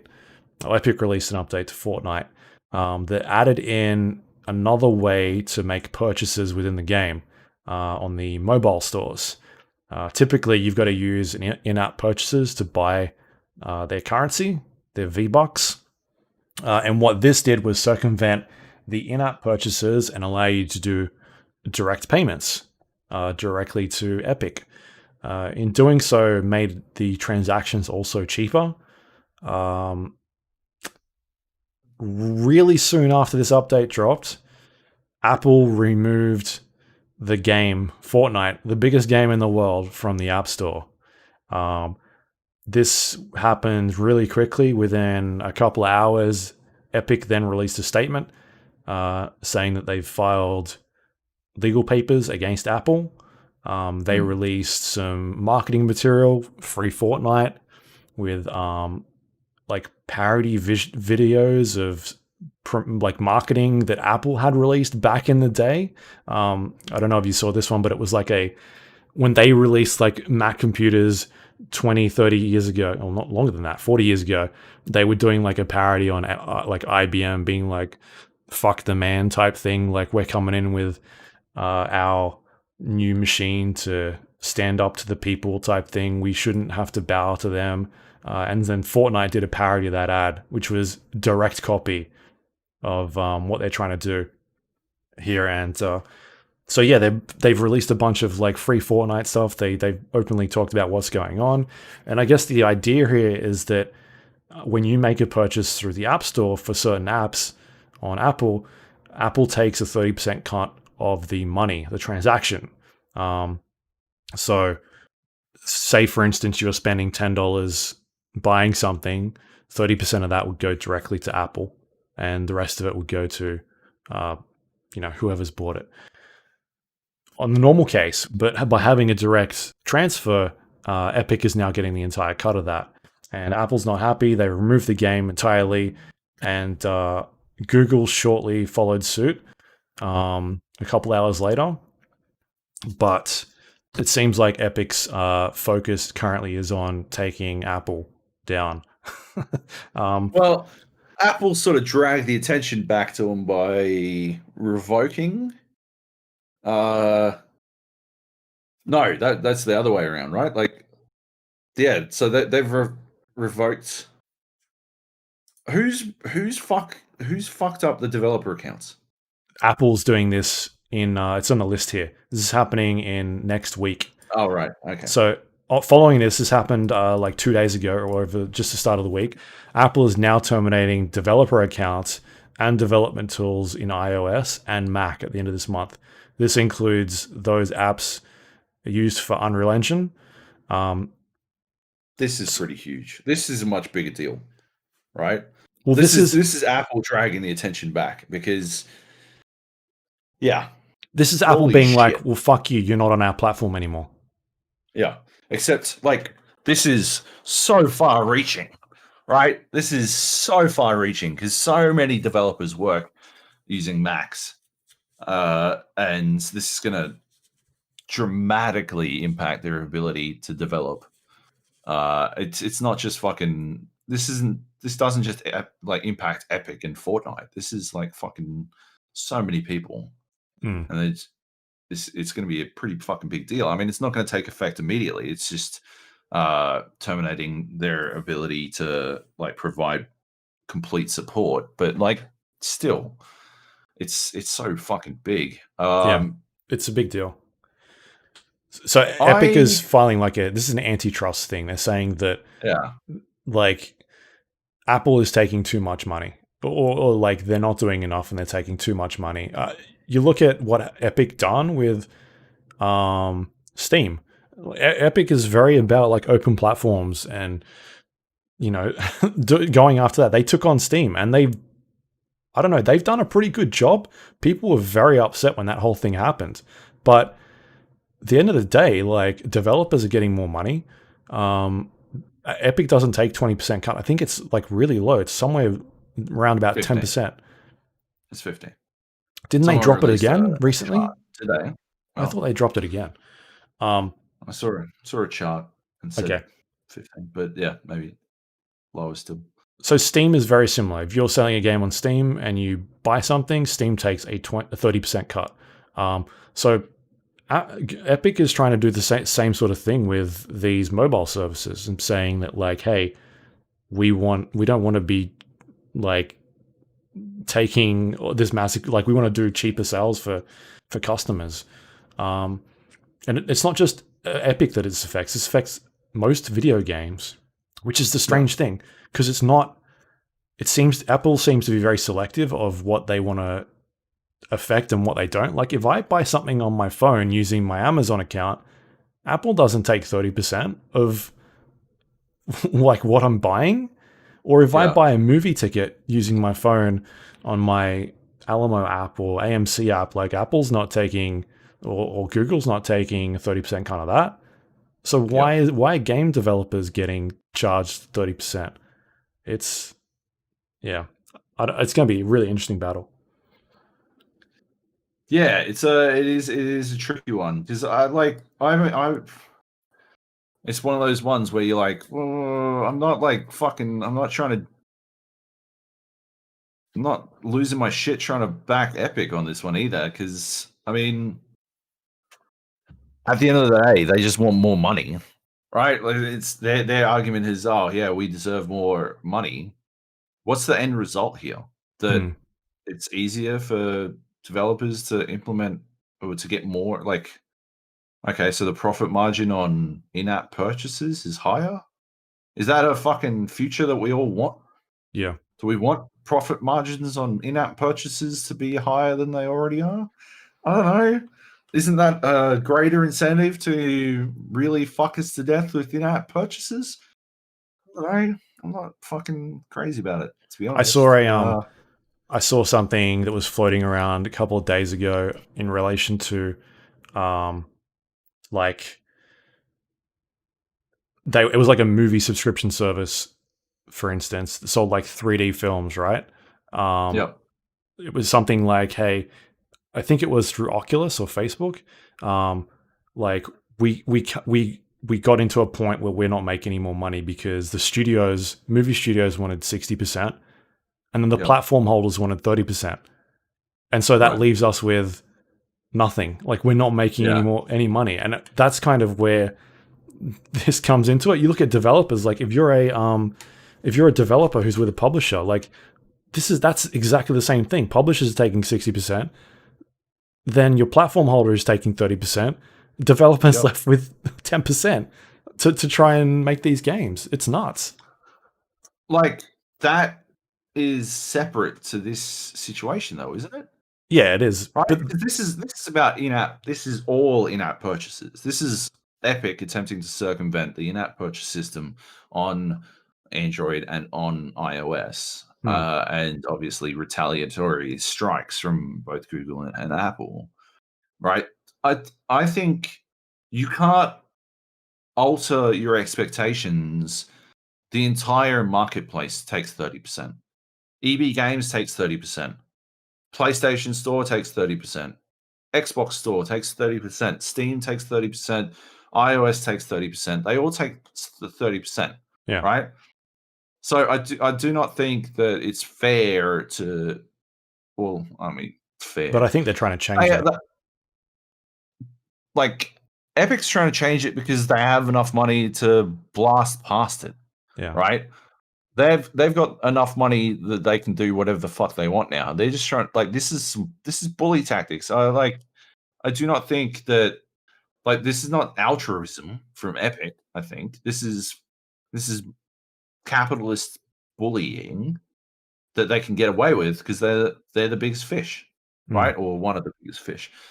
Like, yeah, I don't think I don't think they're the good guys. They're just not the worst guys because Apple came in swinging, and clearly made things a lot worse for a lot of people.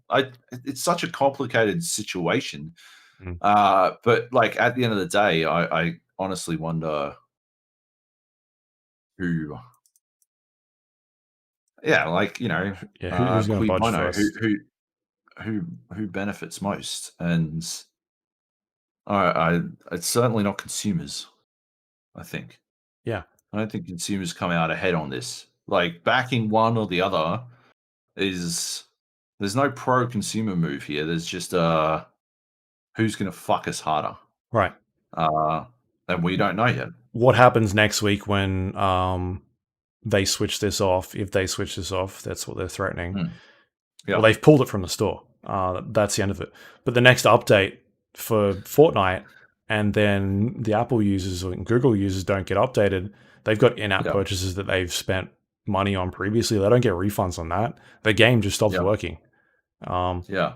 And is their position then to hope that people go, well, fuck, I'm not going to buy an Android next or a Google phone. I'm going to an Apple phone. I'm going to go get a BlackBerry or something. What is the? Yeah. What is? Does Epic come out in 3 months' time and they're like, by the way, we've got a new phone. Here you go. It's the the Epic phone. The Epic phone. Yeah, maybe. This is someone's going to budge, but Epic has enough money to sort of fight this at the moment. But Apple's going to not let this go. They've got way too much money at stake to not like do anything. Whether it's like a renegotiation thing where they come back and say, all right, we'll only take 15%, or because they're still going to be cost, right? Because it's Apple's doing infrastructure, they're doing testing to make sure they work on platforms and make infrastructure, that sort of stuff. So it's not like they're doing nothing, but are they doing 30% worth of the cut? Maybe this just gets renegotiated. But Epic obviously knew this was coming. They had everything ready to go. The moment they dropped this, they were expecting their game to get pulled by both parties. So it wasn't a surprise. They knew what they were getting into when they pulled the trigger on this. That was just a really interesting day to watch this unfold hour after hour, being like, this can't get any crazier. Oh, it just did. It just got really fucking crazy. So anyway, I guess we'll find out more about that as I don't know, next weekend happens, Fortnite Day. Yeah. All right. Cool. Next up, we go Ghost of Tsushima is getting a co-op mode, up to 4 players. 2 players will be able to play a series of co-op missions, and there will also be a 4-player based waved survival missions, including raids, which will be coming after release of this. It's pretty cool. Yeah, I like that they're doing this, like a free update for a game that a lot of people really loved, and I'll play 2-player co-op. I don't. Maybe it works 4-player. I don't really see it in my mind how a 4-player wave-based version of this game would work. I can take on a lot of people. How many fucking people? Like Serious Sam numbers that are coming at me? That's what I'm thinking, right? Like it'd have to be the Mongol hordes would have to like fucking show up en masse for it to actually pose a significant challenge. So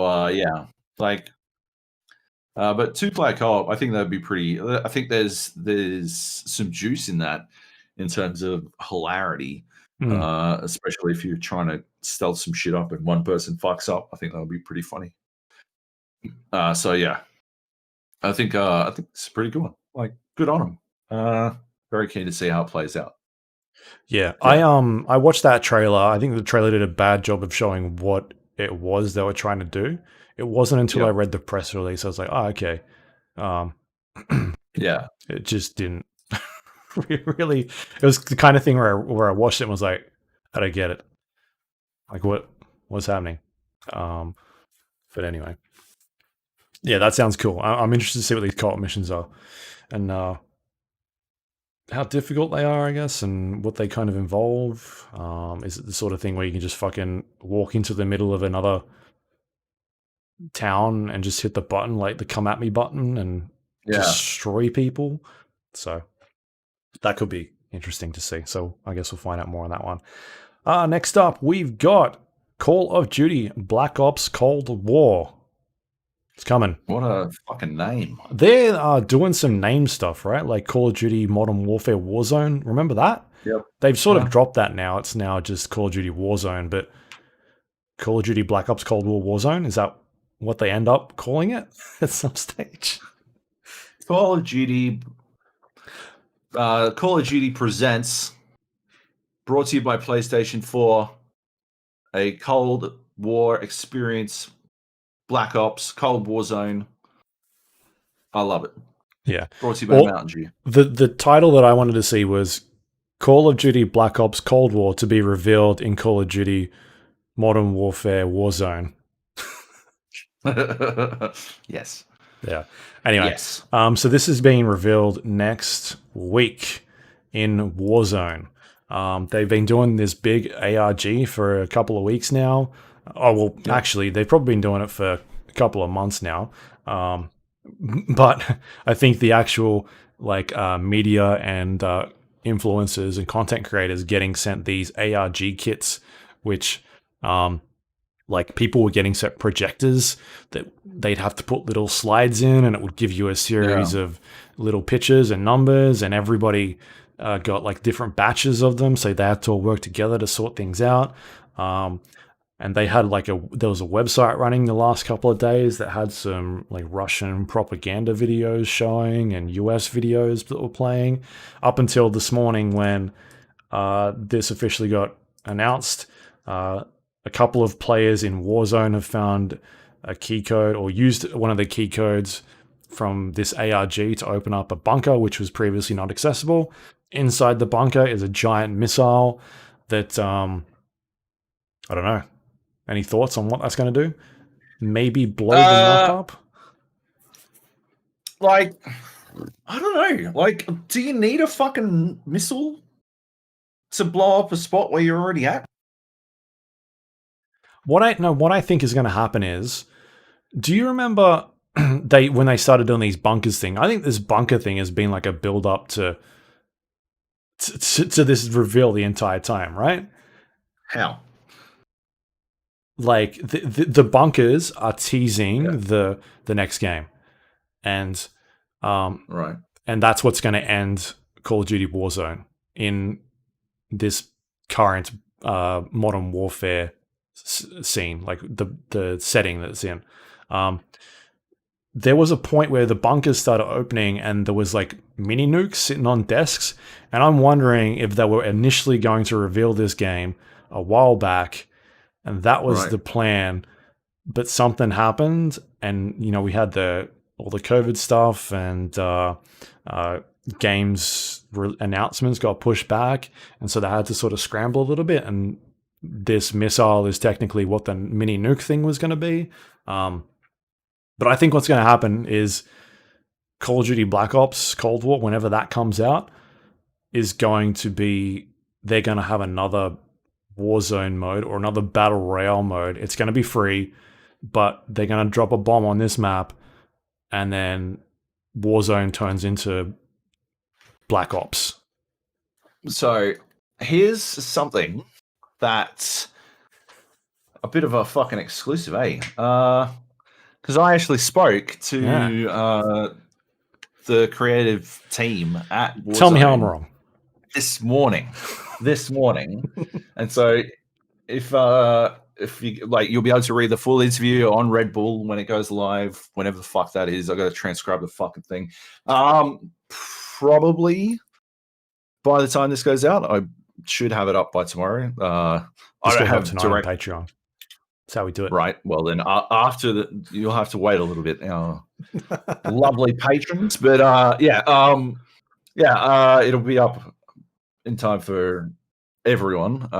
Probably by tomorrow. I don't have back-end access to the Red Bull site anymore, so I can't put stuff up myself. So it goes up when it goes up. But I did ask a question about this, and I'll see if I can fucking find it. I haven't transcribed it yet because I did it literally before, half an hour before we did this podcast. So I'll see if I can get it. Just give me a second, yeah? I would say 6 months from now, with the recent kind of reveal of Black Ops Cold War that came out, there's definitely opportunities to kind of merge that content in and keep pushing Warzone forward with that franchise and Modern Warfare in mind. And so I'm really excited. I think that stuff still, we're working through that. We're solidifying that, and we don't have specifics on that, but I think that is going to breathe more life into Warzone. I think it's exciting. So what we're doing here is Joab's going to send me the audio of that interview. Who are you speaking to there? The creative team? Do you have any names so in particular? In that case, it was Joe Seacott, I think. Someone couldn't make the... Hang on, let me see. Someone couldn't make the fucking... So it was Joe Seacott, co-design director multiplayer, and Amos Hodge, associate creative director on Warzone. Joe Seacott's the one who you'll hear you'll have heard, will hear. I'm not sure. However, the fuck Luke clips it in. You can see the full thing, but it sounds to me like what they're doing is they're somehow merging 2 maps, the 2 games together.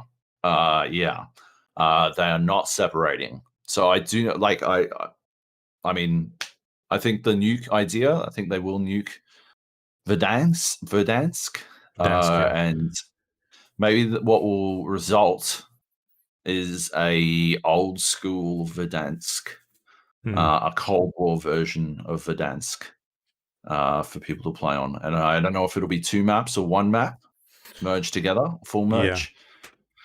We'll have to wait and see. I think that the problem. Sorry. Yeah. Okay. I think the problem ends up being not necessarily the map, because they could do the Apex Legends thing where, hey, we blew up World's Edge and now you're playing on this other map. Same sort of thing where, like, hey, we blew up Verdansk and now you're playing on this other map, which could be new. But with a game like Apex Legends, it's sort of the same weapons and the same sort of like feel. If you jump over to Cold War Black Ops, I'm assuming it's going to be set a little bit back, unless they're doing like a modern take on that. But judging by the footage that we've seen, the teasing, I'm thinking maybe it's back a bit. That in that case, you end up with different gameplay, right? You got different weapons and that sort of stuff. The game feels a bit different. So I don't know if that appeals to the same crowd. And that's maybe where they get stuck a bit. Unless they've got 2 different games or 2 different maps, different weapons on each game. And that could get interesting. Yes. I do not. I absolutely think that Verdansk, as it currently exists, will continue to exist in some way. I spoke to them about the train that they recently added in season 5, and it seems like they've got plans to continue to evolve it. I mean, they said up front, terrible at the moment. You know, one of the first things they want to do is make sure it doesn't start in the same location every game. Like all this kind of stuff. Like Warzone continues. Warzone will continue. After Black Ops Cold War comes out, is the feeling I got.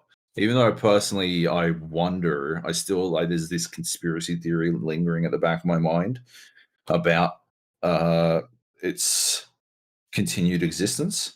I do think that they've got too many irons in the fire to just pick it all up and move to something different.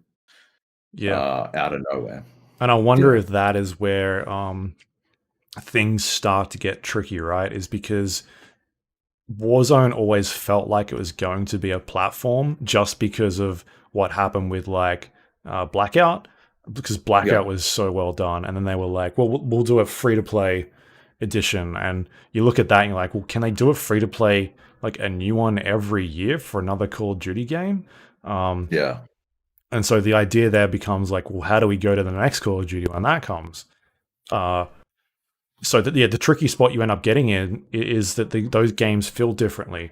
Battlefield 5 feels different to Battlefield 3 because they're set so many years apart. And I wasn't a fan personally of Battlefield 4 as much. I liked 5 a lot better because they had a lot more automatic weapons in there, but I didn't like as much. Oh, sorry, Battlefield 1. Yeah, the like rifles and like that sort of stuff. It's not my jam. And so when you end up, I don't think Call of Duty will end up being like that, but when you go from long range sniper rifles with ridiculous sights on them and all that sort of stuff, like what does that look like in a Black Ops Cold War game? But again, or do they go to, this is a reimagined Cold War. It's not set years and years ago. It's like present day Cold War, or I don't know. I'm speculating at this point of ideas of how they solve that problem, because it's a really interesting problem to solve for those guys. How do you appeal to 2 different crowds? I wish I only had 15 minutes, and that question that you hear the answer to was the last question. I got cut off. Like that discussion got cut off because we technically went a minute over. Like I could legit talk to the fucking Warzone team. We could probably do a fucking full length podcast. Yeah. Just talking to that team. You could have just been like, "Hey, here's my email. Whenever you're free, we'll do it. Yeah. Tell me about your shield strategy." Oh, I told them about the shield strategy. What'd they say? They're like, "Oh, you're the guy. You're the guy that's always using the shields and doesn't get anywhere. That's why we haven't nerfed it." Mate. Anyway, yeah. Anyway, it'll be any other juicy stuff that you'll talk to them about? I think like we talked about the nature of balancing the economy around loadouts and stuff. They confirmed that they inject more money into the game. They don't change the prices of loadouts, but they inject more money into the game the smaller the team size gets. Right. So that you are able to actually afford a loadout, or it's more likely that you'll be able to afford a loadout in like solos without changing the price. So it's like a how Call of Duty cheats type thing. Yeah. And what else? We talked about a bunch of stuff. I'm fucking blanking. That's cool. I had all questions. Let me just quickly give them a. Talked about the train. Talked about the bunkers and stuff, and how they use that to feed in the ARG stuff, and the idea of balancing the game, balancing weapons, and how the underbarrel shotgun is very much a bug that they're working on fixing, and will hopefully have a fix out by the end of the week. Anything else on cheating? No, we didn't talk about cheating. I didn't have time. Again, a billion things. I wanted to talk about sound. I want to talk about cheating. And then we were at the fucking 30 seconds left point, and I'm like, oh fuck. I wasn't supposed to talk about Cold War, by the way. But you did it anyway because you're a boss. I managed to eke it out of them. I'm like, here's a question where do you think it's going to be in 6 days from now? 6 months from now. Because 6 days from now is when the Cold War reveal happens. Yeah. And they clearly they caught on to that and then answered it anyway. Yeah. Because nobody PR'd them. Yeah. So that's good. But read the whole thing on Red Bull. It should be up now. Cool. Whenever. Yeah. Cool. All right. Next up, we have some games being delayed for this year again. Deathloop is the latest one to be moved to 2021. This is the Arcane Studios Bethesda game. I don't know. Seems like people are jumping out of the way at the end of this year. COVID's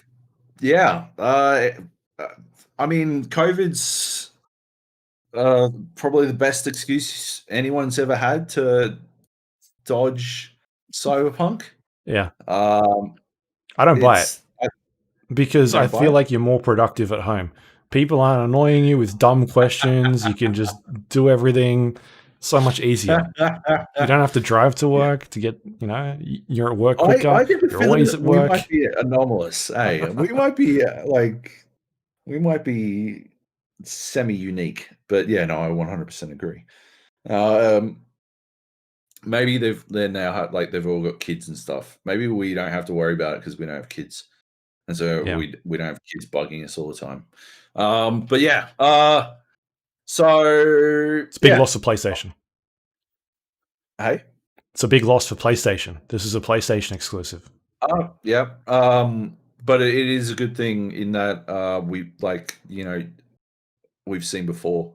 Arcane should take every single minute they can fucking get to make sure their games work on launch, because it's been a problem before.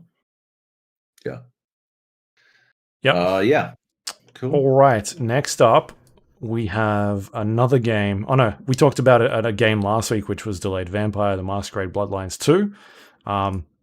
We got some more info on that, at least. The lead writer and creative director have been fired from that game, which happened last month in July. I think it was Rock Paper Shotgun that emailed the lead writer Brian Mitsoda, who also worked on Bloodlines 1, who was the designer and writer on that game, to get his sort of take on it. And it seems like it hasn't ended well. They kind of don't know really why this happened or what's going on. They weren't really given a good indication as far as he was concerned. His team weren't part of the delays at all, and so he seemed very confused about that. Any thoughts on this one? Do you think it's gonna be a problem? I'm worried. I'm certainly worried. I mean, at what point, like, you can't fire the narrative lead and creative director without it having some sort of fucking impact. You know, like it's gonna have a rippling effect throughout the rest of the game. So and the way it's been done, nobody's really explaining what happened or why it happened or anything like that. So I don't know. And he doesn't seem to know why either, according to this one person so far. Yeah. So yeah, I'm worried, but yeah, to my knowledge, there were no delays caused by Bloodlines 2 narrative development. Yeah. And he also went on to say that he was not part of the conversations that led to the decision to delay production. This is a guy that worked on the game for 5 years, was also part of the original team that worked on the original game. Obviously has a lot of heart in it. It seems a bit upset about it, but yeah, we're getting kind of one side of the story at the moment. There could be another, or there could just be management not knowing what they're doing, which could be a trend for this week's theme. Yeah, basically. The only thing I've seen is that they confirmed on the Discord that it is not related to sexual misconduct allegations. It's fucking depressing. Yeah. That we now need to confirm that is not the case for firings, but it is good, of course, that that is not the case here. Yep. Yeah. Anyway, I guess we'll have to wait and see. Yeah, super excited for that game, but certainly apprehensive now. That's a little bit worrying. Next up, we've got a story that came out of The Guardian in relation to Rocksteady Studios, the makers of the Batman Arkham games. It's in relation to an open letter that was sent to, it was a letter that was sent to the bosses at Rocksteady about 2 years ago in relation to sexism in the studio. It was signed by 10 of the 16 female employees at the time. It discussed behavior, including derogatory and sexual manners between other colleagues, harassment in the form of unwanted advances, leering at parts of women's bodies, inappropriate comments in the office, slurs regarding the transgender community, just basically pretty rubbish behavior from a small group, a small selection of people. They were saying 98% of the people there were good developers, but a small selection were just dickheads. So this was 2 years ago. It reminds me of Riot, you know? Yeah. The Riot allegations. Yeah. And it seems like it lines up on the timeline pretty close to that as well when that all came out. So yeah. Yeah. So this was a story by The Guardian where they this undisclosed source then basically talked to the Guardians, showed them the letter, talked about some of the things that followed that, including what they're saying was just basically like a seminar on training men on how to deal with some of this stuff, and that's pretty much all that happened with it, and how to that women should be more confident was one of the things that I saw flying around. So this story went around, and then the source of that came forward the other day. It turns out it was the one of the senior writers on the team who worked on the game for a very long time. She put up a YouTube video. I watched it. Basically, she's no longer with the company. I think she worked on like the Fable game after she left. But the idea was that this was brought forward to management. Nothing happened.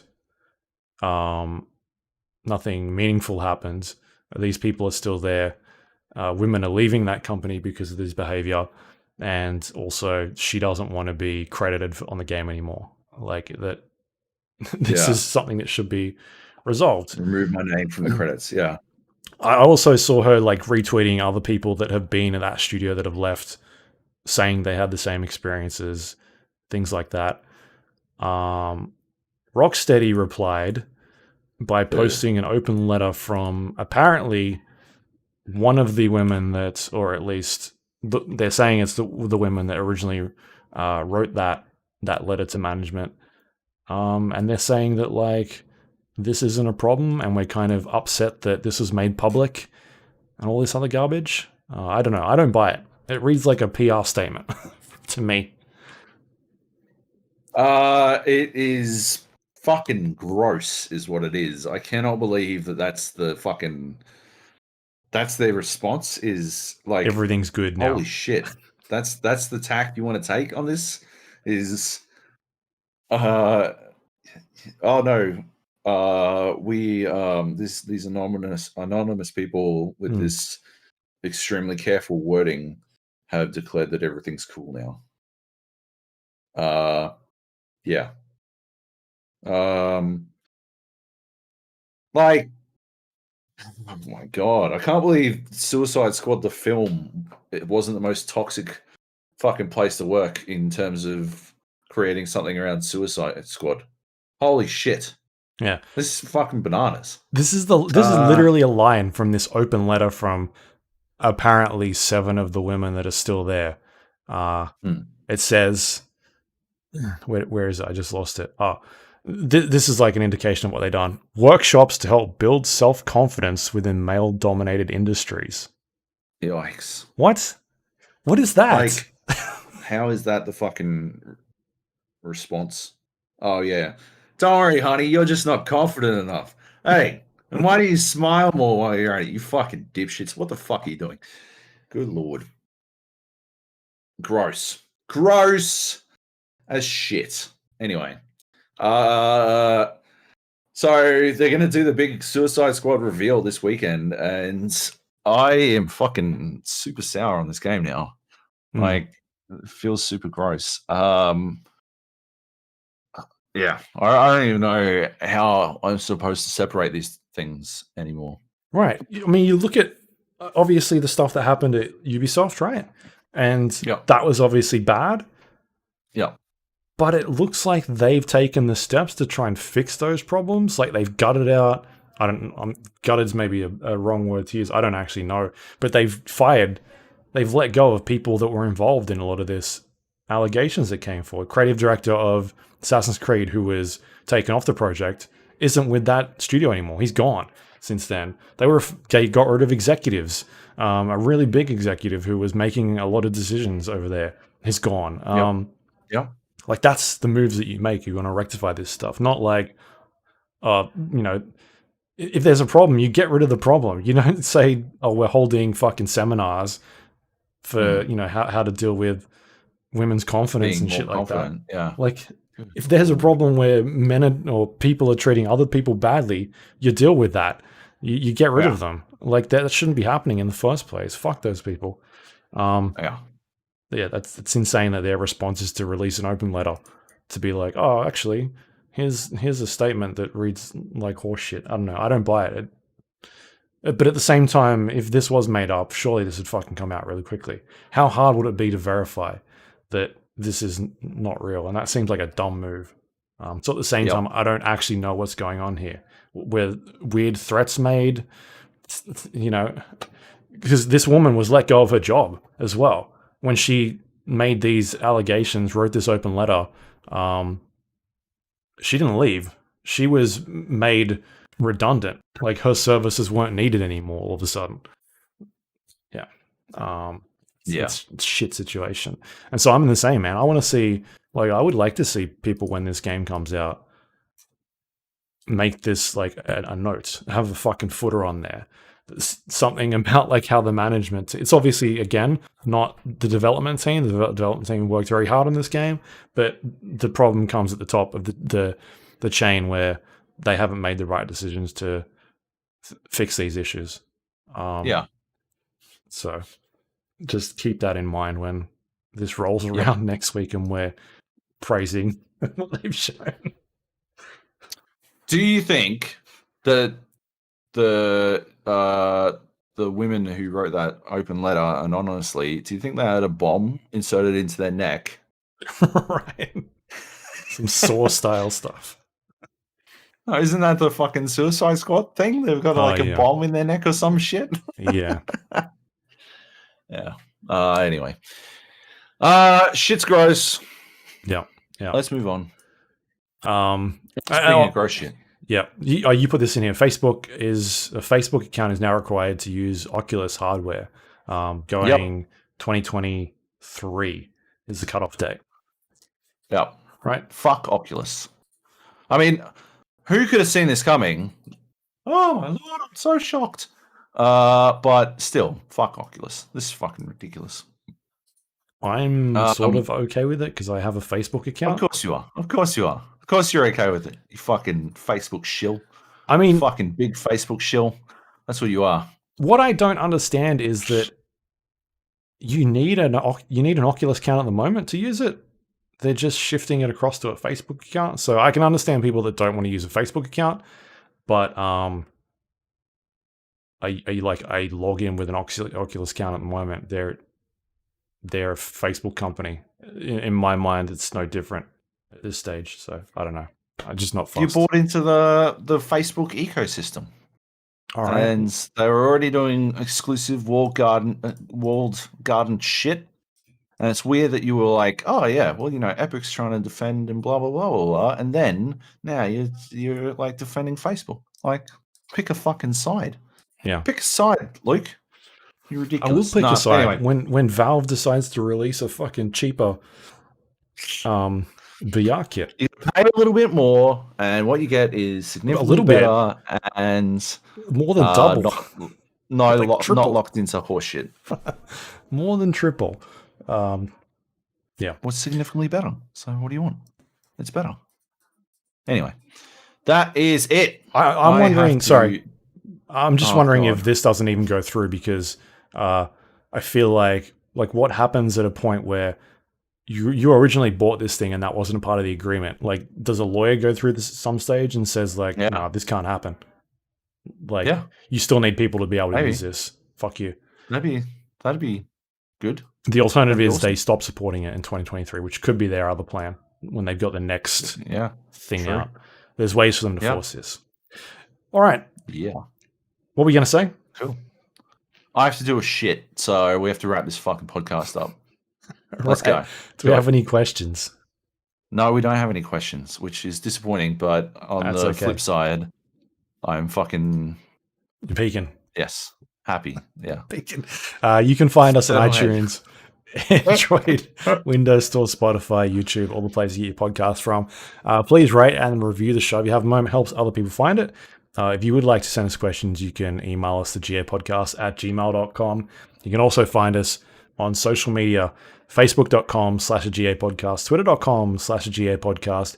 You can go to our Discord page, thegapodcast.com/Discord. We have some chat channels over there. You can leave us questions, play video games, all that fun stuff. You can find us on YouTube, thegapodcast.com/YouTube. I will chuck some videos up this week of what I got. I got Kill It With Fire video. I didn't do any Microsoft Flight Sim. I got some Dead by Daylight. Maybe some Marvel Avengers. I can't remember. Anyway, I'll chuck some videos up of that this week when we're chatting. That's what I do. You can also find our YouTube page, which I just said, thegapodcast.com/YouTube. I don't know if I did, but I'll just say it again. Their website, thegapodcast.com. I'm just doing it, drag things out, Joab. It's fine. That's got links. Getting dragged out. We're no longer peaking. The GAPodcast.com's got links to all things we just talked about, including past episodes of the show. You can also support us on Patreon if you want to help us pay the bills. Patreon.com/the GAPodcast. Thank you to everyone that helps support the show. Thank you so much. Helps pay the bills. Yep. That is the show. Anything you want to pimp out this week, Red Bull, for your... Yep. Read my interview on Red Bull. Head to GameSpot. Check out my Dead by Daylight review. Head to Red Bull and you can see my Rainbow Six Siege Shadow Legacy preview as well. That's about it. All right. Hit me up on Twitter at JobyJojo. And I am at Luke Lawrie, Lawrie. And that is the show for this week. We'll be back next week. See you later. Bye.